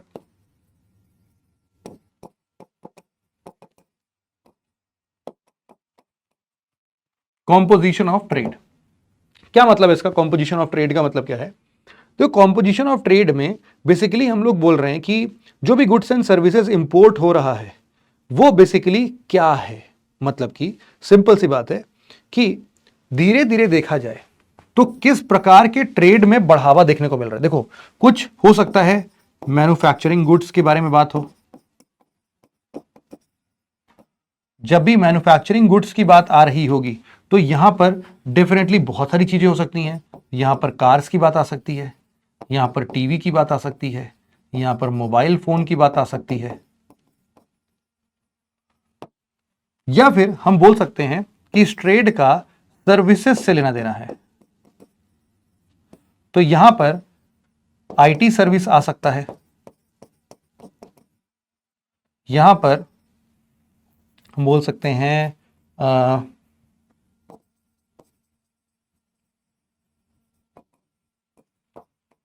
मैनेजरियल सर्विसेज आ सकता है, यहां पर कॉल सेंटर सर्विसेज आ सकता है। तो हम बोल रहे हैं कि आखिरकार ये जो ट्रेड है वो उसके अंदर में क्या आदान प्रदान हो रहा है। भाई साहब देखो हर एक जगह पर आदान प्रदान अलग अलग हिसाब से होगा, तुम किस देश से कैसा ट्रेड कर रहे हो वो उस बारे में उसको दर्शाता है। और दूसरा क्या है, सॉरी, यहां पर टोटल जो तीसरा जो हम लिख सकते हैं, ये बेसिकली एक हो गया volume of trade, composition of trade, और एक हो गया अच्छा डायरेक्शन ऑफ ट्रेड। यहां पर तीसरा नंबर पर हम लोग लिखते हैं क्या, तीसरे नंबर पर लिखते हैं हम लोग डायरेक्शन ऑफ ट्रेड।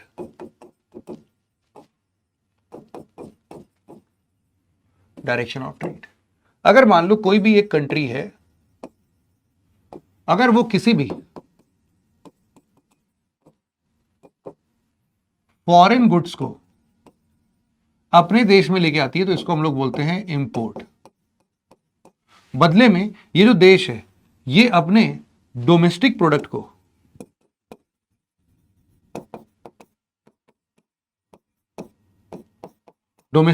को किसी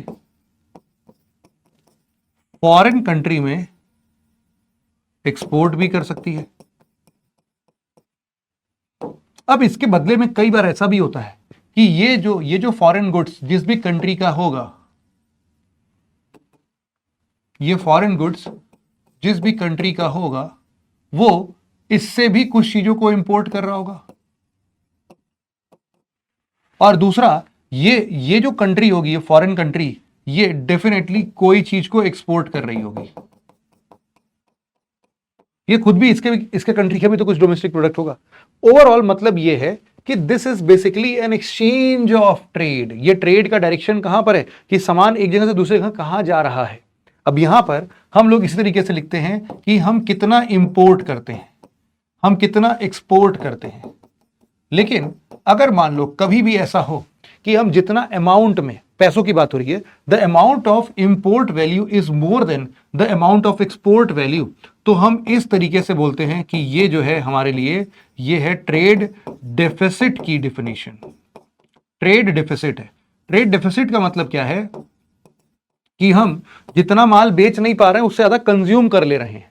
इसी के तरफ अगर इसी का जस्ट ऑपोजिट हो जाए कि इंपोर्ट की वैल्यू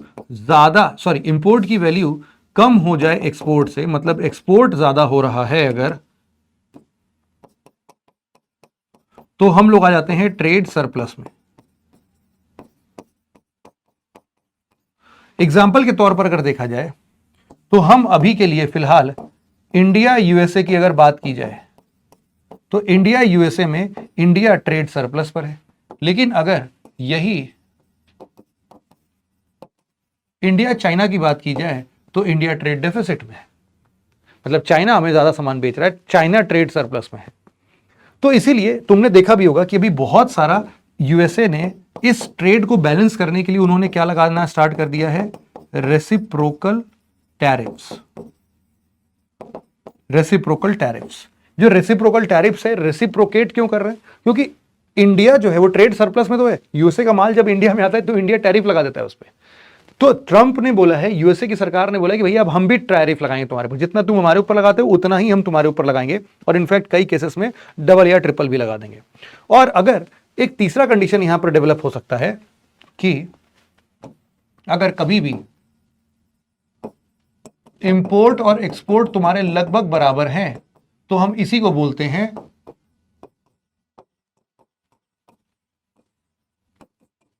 बैलेंस ऑफ ट्रेड। और balance of trade basically, in fact ये दो कंडीशंस भी जो हैं ये भी बैलेंस ऑफ ट्रेड को ही सिंबलाइज करते हैं, जब एक कंडीशंस में ट्रेड डिफिसिट हो जाता है और ट्रेड सरप्लस हो जाता है।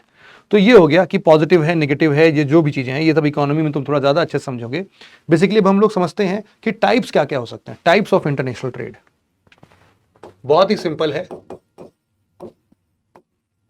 टाइप्स ऑफ इंटरनेशनल ट्रेड दो तरीके से हो सकते हैं। इंटरनेशनल ट्रेड जो हो सकता है, पहला बाइलेटरल हो सकता है और दूसरा जो है मल्टीलेटरल हो सकता है। बाइलेटरल का मतलब है कि कोई भी दो countries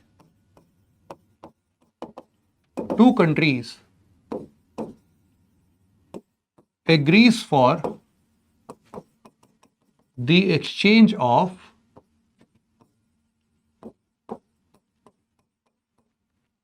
goods and services. Bilateral हो गया भाई, बायलैटरल मतलब कि कोई भी दो आपस में कंपनी मान लेते हैं, कंट्री ए है कंट्री बी है, दोनों ने, किसी ने रॉ मटेरियल भेजा, किसी ने फिनिश गुड भेज लिया। और मल्टीलेटरल जो होती है, मल्टीलेटरल में हम लोग ग्रुपिंग्स देखते हैं। मल्टीलेटरल की जब भी बात हो रही है तो यहां पर बेसिकली बहुत सारी कंट्रीज आपस में ट्रेड करना स्टार्ट कर देती है, और मतलब हम ऐसा बोल सकते हैं कि मेनी कंट्रीज, यहां पर मेनी कंट्रीज इन्वॉल्व होती है और इन सभी का जॉइंट एफर्ट होता है जिससे कि ये आपस के ट्रेड को इंक्रीज करते हैं। यहीं पर एक कॉन्सेप्ट आता है जिसको हम लोग बोलते हैं कि ये WTO का एक नया टर्म है जिसको हम लोग बोलते हैं MFN। इस कॉन्सेप्ट का मीनिंग जो है ऐसे पढ़ के सबसे गलत ही आएगा, इसको बोलने के लिए तो बोला जाता है कि this is most favoured nation, but most favoured nation actual में होता क्या है कि मोस्ट फेवर्ड नेशन ये बोलता है कि अगर तुम मल्टीपल कंट्रीज के साथ में ट्रेड कर रहे हो, जो कि आज के टाइम पर सारे देश यही कर रहे हैं, कोई भी बायलैटरल रिलेशन तक में सीमित नहीं है, सब हर एक देश मल्टीलेटरल रिलेशंस रखना चाहता है, क्योंकि मल्टीलेटरल मतलब कोई ऐसा हम बोल सकते हैं कि मल्टीपोलर वर्ल्ड है। अच्छा, कोई यूनिपोलर बाईपोलर वर्ल्ड नहीं देखने को मिल रहा है, मल्टीपोलर वर्ल्ड है। तो यहां पर इसलिए मोस्ट फेवर्ड नेशन का मतलब यह है कि if concession is given to any one nation, then it must be applied for every nation। मतलब सिंपल सा है, जैसा नाम है वैसा काम नहीं है, नाम से काम बिल्कुल ऑपोजिट है। मोस्ट फेवर्ड नेशन का मतलब यह है कि तुम किसी को भी मोस्ट फेवर्ड नेशन का दर्जा नहीं दे सकते हो। क्यों? क्योंकि तुमने अगर किसी को भी फेवर करते हुए उसका टैरिफ कम कर दिया तो भाई साहब, तुम अगर वही माल किसी दूसरे देश से मंगाते होगे तुमको वहां पर भी कम करना पड़ेगा। तो WTO के मेंबर तो है ही है। WTO जो है उसके वैसे ही टोटल आज के टाइम पर 166 मेंबर्स हैं, तो काफी हद तक मेंबर्स हैं। ये जो 166 मेंबर्स हैं, they account for 98% trade of the world. इसीलिए लगभग सारे ही लोग इसके अंदर आ जाते हैं। तो बेसिकली MFN का मतलब ये, लेकिन ऐसा नहीं कि MFN कभी भी ऐसा नहीं है कि हम इसको हटा ही नहीं सकते। देखो, हम इसको ये भी बता देते हैं, हालांकि इकोनॉमी का पोर्शन हम बता देते हैं इसको, कि हम यहां पर बोलते हैं एक्सेप्शन टू MFN। कब कब ऐसा कर सकते हो कि जब हम MFN देश, मतलब हम किसी एक कंट्री को मोस्ट फेवर्ड नेशन का दर्जा दे ही दें या फिर किसी को हटा ही दें। सबसे पहले है कि in context of free trade agreement. Free trade agreement, जैसे कि इंडिया का फ्री ट्रेड एग्रीमेंट है किसके साथ में? आसियान के साथ में। अब यहां पर अगर कोई टैरिफ नहीं लग रहा है तो ये नहीं बोल सकते कि अच्छा तुमने आसियान देशों के साथ में टैरिफ नहीं लगाया, अब हमारे किसी के देश में टैरिफ मत लगाओ। नहीं, यहां पर इन लोगों ने specifically free trade agreement sign किया है, इसीलिए यहां पर ऐसा देखने को मिलता है। और यहां पर दूसरा हो सकता है, जो पूरा का पूरा यूरोपियन यूनियन का सिंगल मार्केट है, उनके अंदर भी तुम देखोगे तो फ्री ट्रेड एग्रीमेंट शामिल है।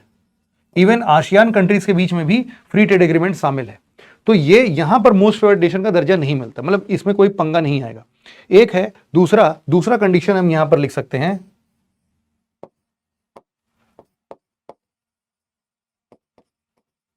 Preference to developing country. अगर तुम इस डेवलपिंग कंट्रीज के फेवर में कोई काम कर रहे हो, ये सोचिए बेटा भूखा नंगा देश यार, गरीब देश यार, कर देते हैं ना यार, इसको थोड़ा छूट दे देते हैं, टेंशन मत लो, ये भी बेचारा थोड़ा ट्रेड वेड कर लेगा, इसके सामान थोड़े सस्ते में बिक जाएंगे, ये भी खुश रहेगा। बेसिकली कई बार पाकिस्तान के कुछ सामान होते हैं ना, तो चाइना उनको ऐसा काम कर देता है कि भाई डेवलपिंग नेशन है तो ठीक है आ जाओ। हालांकि बहुत ज़्यादा फायदा तो उससे होता नहीं पाकिस्तान को, फिर भी वो तो है ही, जैसा है वैसा ही रहेगा। दूसरा है, तीसरा जो रीज़न है हम लोग बोल सकते हैं, तीसरा रीजन है नेशनल सिक्योरिटी का, नेशनल सिक्योरिटी रीजन। जैसे कि इंडिया ने बोला कि भैया, ओ भैया पाकिस्तान, आज से हम तुमको MFN के दर्जे से हटा देते हैं। 2019 में जब पुलवामा अटैक के बाद का ये केस है कि पुलवामा अटैक के बाद में इंडिया ने पाकिस्तान के ऊपर से मोस्ट फेवर्ड नेशन का दर्जा हटा दिया। मोस्ट फेवर्ड नेशन अब पाकिस्तान को ट्रीट नहीं करेगा। मतलब पाकिस्तान के अंदर हम कोई भी महंगा माल बेच सकते हैं, पाकिस्तान से कुछ भी सामान आता है तो हम उस पर टैरिफ एक्स्ट्रा लगा सकते हैं। क्यों? क्योंकि हमने MFN के दर्जे से ही उसको हटा दिया, ये WTO के एग्रीमेंट में है ये सारी चीजें, तो यहां पर आते हैं ये सब चीजें हम लोग कर सकते हैं। तो ये सब अपना मुद्दा हो गया भाई साहब। अब एक यहां पर और भी आता है, एक और फंडा आता है जिसको तुम्हें समझना चाहिए। हम कई बार देखते हैं डंपिंग ऑफ गुड्स को लेकर। Dumping of goods, dumping of goods का मतलब क्या होता है? जब भी कोई तुम गुड बना रहे हो, कोई भी सामान तुम बना रहे हो और इसके प्रोडक्शन का मान लेते हैं एक्स कॉस्ट है, कोई एक्स कॉस्ट है, एक्स रुपीस बना है, और तुम किसी कंट्री में, अब तुमने बहुत ज्यादा बना लिया, अब तुम्हें घाटा हो रहा है, पूरा सामान खराब हो जाएगा, तो तुमने क्या बोला कि तुम किसी कंट्री बी पर चले जाओ और कंट्री बी पर बोलो कि यार तुम्हारे देश में ये माल कितने का बिक रहा है? तो बोलेगा भैया हमारे यहां पर माल जो है वो तो एक्स रुपीस का बिक रहा है, रुपीस एक्स का मिल रहा है। तुम बोलोगे अरे अच्छा रुपीस एक्स का है, लो हमारे यहां से तुम अगर इंपोर्ट कर लो, अगर इंपोर्ट कर लोगे तो हम तुमको यही माल, मान लो 100 रुपए का बिक रहा होगा, तो हम तुमको यही माल जो भी एक्स रुपीस का तुम अपने देश में देख रहे हो ना, हम उससे 50 रुपए कम कर देंगे। लो भाई तुमको आधे दाम में पड़ेगा, अब तुम लोगे? तो बोलेगा अरे आधे दाम में मिल रहा है भैया, दे दो। तो सारा का सारा माल वही डंप कर देगा। इतना इसका प्रोडक्शन कॉस्ट भी नहीं है, लेकिन उससे भी सस्ते दाम पर ये बेच दे रहा है। तो अगर कोई भी सामान अपने जो भी इसके प्रोडक्शन कॉस्ट है, मतलब कितने में इसको ये पड़ रहा है, उस कॉस्ट के नीचे आके कहीं पर भी सामान अगर डंप करने लगेंगे तो इसको क्या बोलते हैं? Dumping of goods. और इसके अगेंस्ट में WTO के अंतर्गत हमारे पास में जो डंपिंग ऑफ गुड्स के अंदर में हमारे बहुत सारे ऐसे ड्यूटी लगते हैं, डंपिंग ड्यूटीज लगते हैं, तो वो सारी चीजें हम यहां पर लगा सकते हैं। तो जैसे चाइना जो है ना, वो कई बार हमारे यहां पर स्टील वगैरह डंप करने की कोशिश करता है, तो जब भी होता है तो हम डंपिंग ड्यूटी लगा देते हैं उसके ऊपर। तो ये भी एक हिसाब से, और कई बार एंटी डंपिंग ड्यूटी वगैरह भी एक समझ में आता है। तो अब देखो ये तो हो गया अपना फंडा। अब WTO के बारे में हम लोगों ने बात वैसे तो कर लिया है, और रीजनल ट्रेड ब्लॉक्स के बारे में भी हम लोगों ने मोटा मोटा बात तो कर ही लिया है। अब यहां पर एक चीज आता है कि कंसर्न्स क्या है इंटरनेशनल ट्रेड से रिलेटेड, यहां पर भी जरा बात कर लेते हैं। लेकिन उससे पहले एक और टॉपिक मैं तुम्हें समझा देता हूं कि बेसिकली इंटरनेशनल ट्रेड का म्यूचुअल बेनिफिट क्या है ना। ऐसा लिख सकते हैं कि mutual benefits of international trade. क्या है म्यूचुअल बेनिफिट इंटरनेशनल ट्रेड का? जरा हम समझते हैं। सबसे पहले हमारे पास में है रीजनल स्पेशलाइजेशन, जो होता है वो वर्ल्ड लेवल तक इनहैंस हो जाता है। रीजनल स्पेशलाइजेशन तुम समझो कि ये सिर्फ और सिर्फ यहां तक सीमित नहीं रह जाता। रीजनल स्पेशलाइजेशन जो भी है इसका फायदा पूरी दुनिया उठा देती है। तो इनका माल जो है वो कहीं एक जगह ना बिक के बहुत सारी जगह पर बिकता है। तो डेफिनेटली इसके वजह से कई सारी जगहों पर हमें देखने को मिलता है हायर लेवल ऑफ प्रोडक्शन। भाई तुम क्या कर सकते हो, अपने प्रोडक्शन यूनिट को बढ़ा रहे हो। क्यों बढ़ा रहे हो? क्योंकि भैया तुमको अब सिर्फ अपने लोकल एरिया में सप्लाई नहीं करना, तुम्हें पूरे विश्व भर में सप्लाई करना है। सिमिलरली यहां पर इसके वजह से लोगों को काम ज्यादा मिलता है, तो डेफिनेट सी बात है लोग अपने लिए better standard of living maintain कर सकते हैं, क्योंकि अब उनके लिए उनका लोकल मार्केट नहीं भैया, ग्लोबल मार्केट बन चुका है। वो ग्लोबल विश्व का अगर पूर्ति कर रहे होंगे तो ज्यादा ही मिल जाएगा उनको। अगला जो हम यहां पर लिख सकते हैं वो है basically world wide availability of goods and services.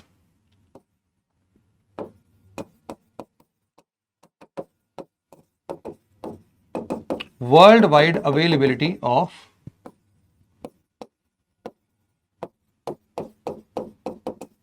Goods and services.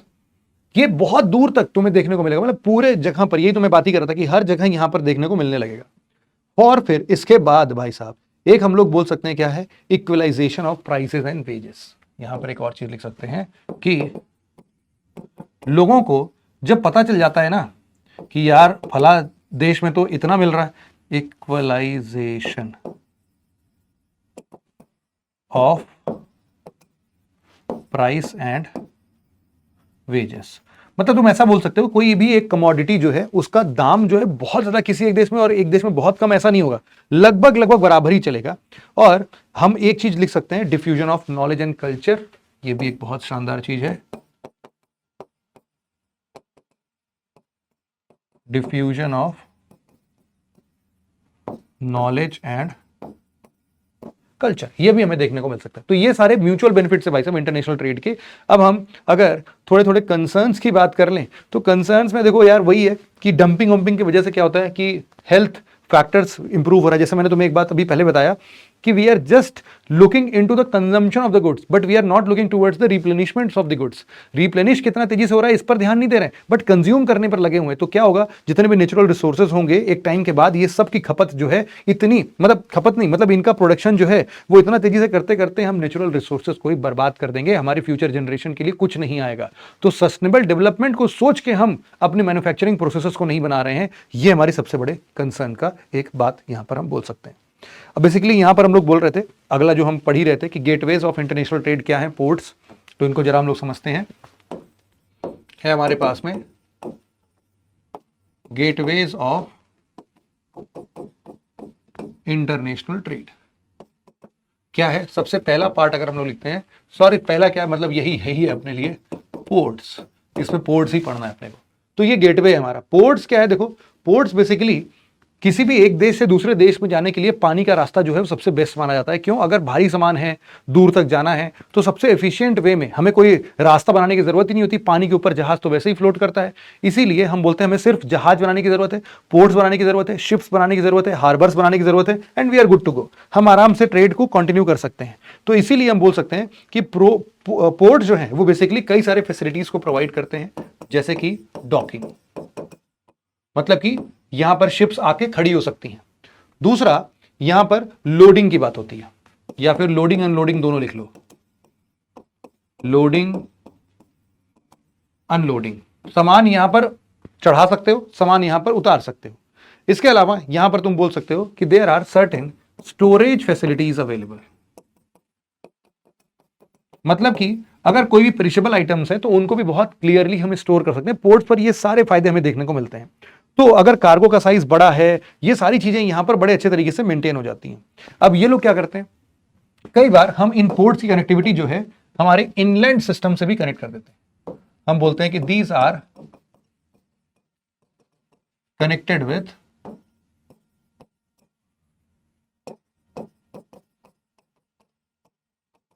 Inland water channels.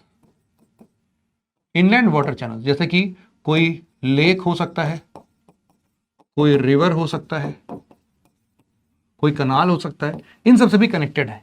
तो इसके वजह से हमारे पास में जैसे आते हैं ना, हम लोग बोलते हैं tugs and barges. Tugs and barges क्या होते हैं, यहां पर ध्यान देना, इसको बोलते हैं हम लोग टग्स एंड बार्जेस।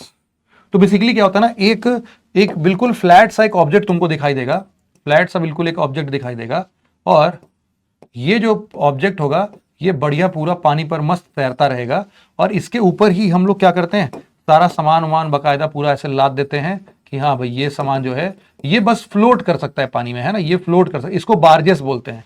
और यहीं पर हम लोग क्या करते हैं कि एक कड़ी बांध देते हैं, और इसी के साथ साथ एक छोटा सा टग लगा देते हैं। टग जो होता है वो एक बेसिकली शिप के जैसा होता है, यहां पर ये इसको खींचने का काम करेगा। तो हम इसको कहीं पर भी लेके जा सकते हैं, जहां पर कोई बहुत ज्यादा गहरे समुद्र की बात नहीं हो रही, बिल्कुल फ्लैट बेस की बात हो रही है, शिप की बात हो रही है, तो वहां के लिए बार्जेस बहुत इजीली अवेलेबल हो जाते हैं। दूर दूर तक आराम से इन सब जगहों पर जा सकते हैं। शिप, बड़ी बड़ी शिप अंदर थोड़ी तो घुस जाएगी, तो इसीलिए इन सब का भी काम हमेशा पोर्ट पर देखने को मिलते रहता है। तो अब अगर हम फाइनली लास्ट टॉपिक यहां पर देखते हैं, टाइप्स ऑफ पोर्ट्स को। टाइप्स ऑफ पोर्ट्स, मोटे मोटे टाइप्स ऑफ पोर्ट्स की अगर हम बात करते हैं तो अलग अलग बेसिस पर हम इनको देख सकते हैं। मतलब कि हम इनको 3 कैटेगरीज में डिफाइन करके जरा देखते हैं।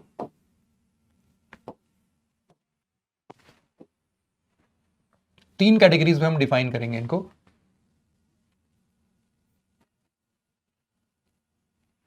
ठीक है, ऐसा ही होगा, फिर से होना। 3 कैटेगरीज में हम इनको डिफाइन करके देख सकते हैं। कौन कौन से कैटेगरीज हैं, देखो हम बेसिस डिफाइन करते हैं। सबसे पहले टाइप्स ऑफ पोर्ट्स, जब भी हम लोग बात कर रहे हैं कि ये किस ट्रैफिक को ये डील कर रहा है, मतलब कि basically on the basis of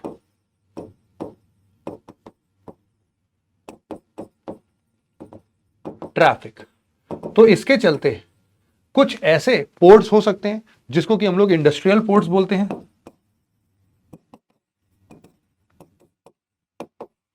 industrial ports बोलते हैं। ये इंडस्ट्रियल पोर्ट्स क्या होते हैं भाई? ये इंडस्ट्रियल पोर्ट्स तुम समझो कि they basically specialised in bulk cargo.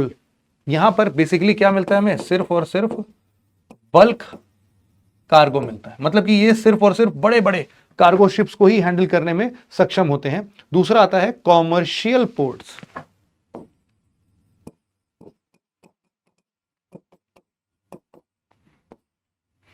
Commercial ports जो होते हैं वो बेसिकली हमारे लिए पैसेंजर ट्रैफिक को भी देखते हैं और साथ ही साथ कार्गो पैकेज प्रोडक्ट्स को भी देखते हैं। मतलब यहां पर कार्गो पैकेज्ड ट्रैफिक प्लस यहां पर पैसेंजर ट्रैफिक दोनों होते हैं। लोग भी आते हैं, सामान भी आता है। ये है कॉमर्शियल पोर्ट्स। ये ट्रैफिक के बेसिस पर हो गया। हम बोल रहे हैं on the basis of location, ये अलग से फिर आ जाते हैं। यहां पर हम लोग लिखते हैं नेक्स्ट,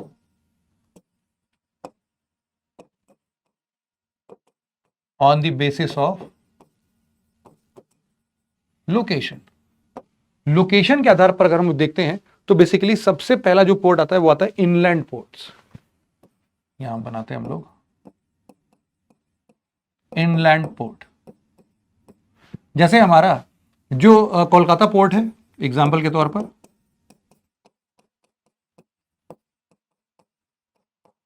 कोलकाता पोर्ट जो है ना वो मेन सी एरिया से लगभग 200 किलोमीटर अंदर बना हुआ है। 200 किलोमीटर अंदर है।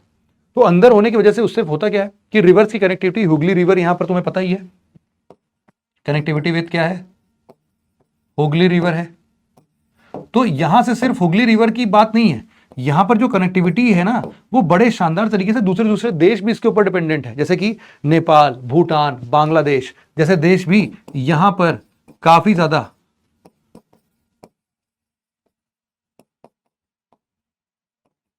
अपने सामान को इसी पोर्ट से ट्रैवल कराने की कोशिश करते हैं। अब ये जो इनलैंड होता है इसका बेसिक काम होता है कि फ्लैट बॉटम शिप्स या बार्जेस की जो हम बात करते हैं सिर्फ उसको ये लेके आ सकता है। तो जितने भी यहां पर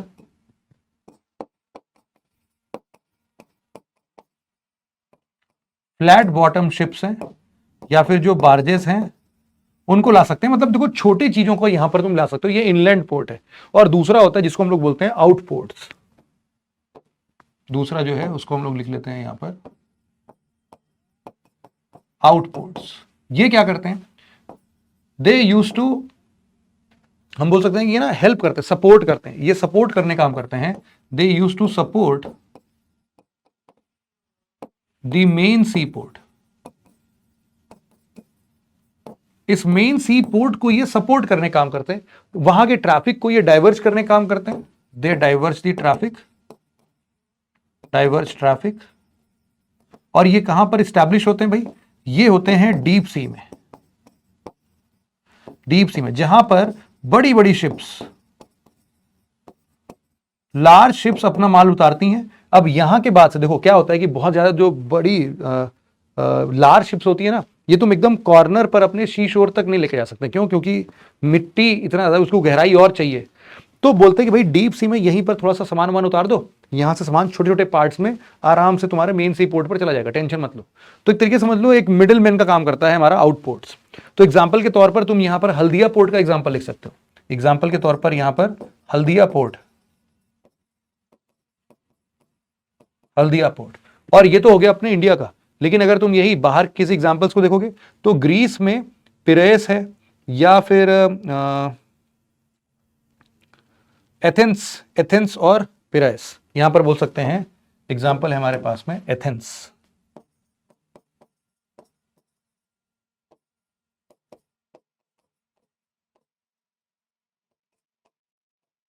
इन दो का कॉम्बिनेशन चलता है कहां पर?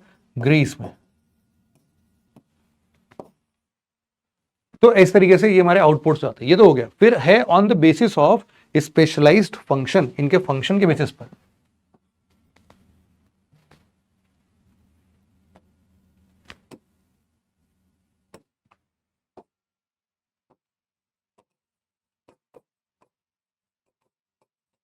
ऑन द बेसिस ऑफ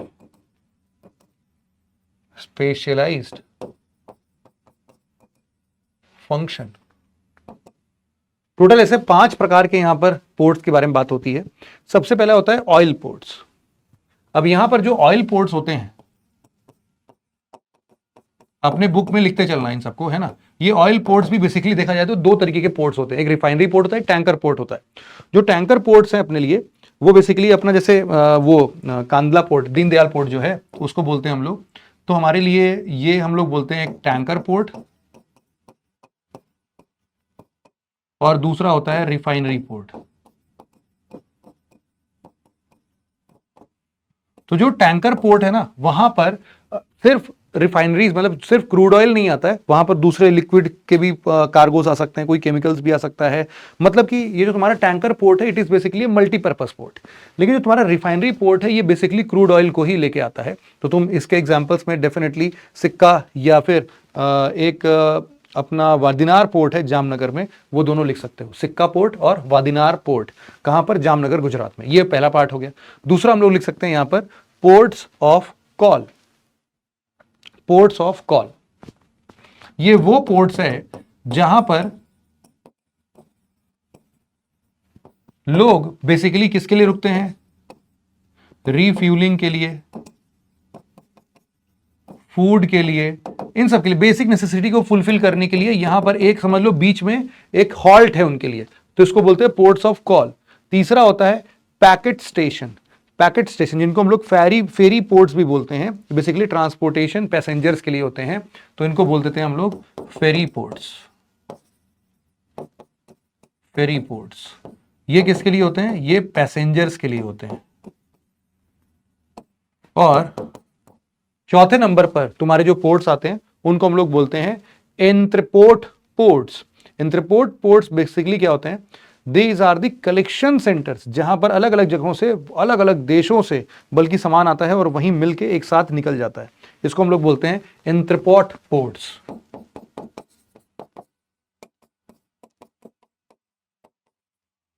इसका मतलब क्या है कि combined goods from various locations. अब ये लोकेशन अलग अलग देश भी हो सकता है। और फाइनली जो हमारा आखिरी पोर्ट आता है उसको हम लोग बोलते हैं नेवल पोर्ट्स। नेवल पोर्ट्स वो होते हैं जो हमारे बेसिकली स्ट्रैटेजिक इंपॉर्टेंस के लिए हैं। ये किसके लिए होते हैं भाई? हमारे स्ट्रैटेजिक एडवांटेज के लिए होते हैं। जैसे कि एग्जांपल के तौर पर हमारा कोची पोर्ट, कोची पोर्ट हो गया, विशाखापट्टनम हो गया, इन सब जगहों पर तुम बोल सकते हो कि ये सारे होते हैं। तो यही है अपना, ये पूरा किताब खत्म, दन दनादन खत्म पूरी किताब। ये अपनी जो किताब है ये अब हो गया भैया, ये खत्म हो गया। इसको ऐसे ऐसे मजे लो और इसको भी ऐसे करके अच्छी जगह पर रख दो, कोई टेंशन की बात नहीं है। अब सब कुछ मज़ेदार तरीके से हमने वाइंड अप कर लिया है और इस पूरी कंबाइंड पीडीएफ की मैं पीपीटी या फिर जो पीडीएफ है उसको जल्द ही अपने टेलीग्राम चैनल पर अपडेट करूंगा। आशा करता हूं कि आपको बहुत मजा आया होगा इस पूरे चैप्टर को पढ़ने के लिए। इस चैप्टर में फिलहाल के लिए इतना ही था और आशा करता हूं कि तुम लोग अब इस किताब के बाद अपने चौथे और आखिरी किताब की आस में बैठे रहना, है ना, बताते रहना कि सर चाहिए चाहिए चाहिए। तो मैं जितना बढ़िया डिमांड रहेगा तुम्हारा उतनी जल्दी इसको बनाने की कोशिश करूंगा। क्योंकि मेंस ओरिएंटेड चीजें होती हैं तो ज़्यादातर लोग इसको पढ़ने की कोशिश करते नहीं हैं, बट बड़ा इंपॉर्टेंट होता है भैया जो ज्योग्राफी का पेपर उठा के देखना, सिर्फ और सिर्फ इसी किताब से, ह्यूमन ज्योग्राफी से और इकोनॉमिक ज्योग्राफी से ही सवाल ज़्यादातर आते हैं। तो इसलिए थोड़ा संभल के इन दोनों किताब को हल्के में मत ले लेना, ठीक है। तो आज के लिए इतना ही था। Thank you so much for listening it very patiently friends. Have a nice day, take care, bye bye, जय हिंद।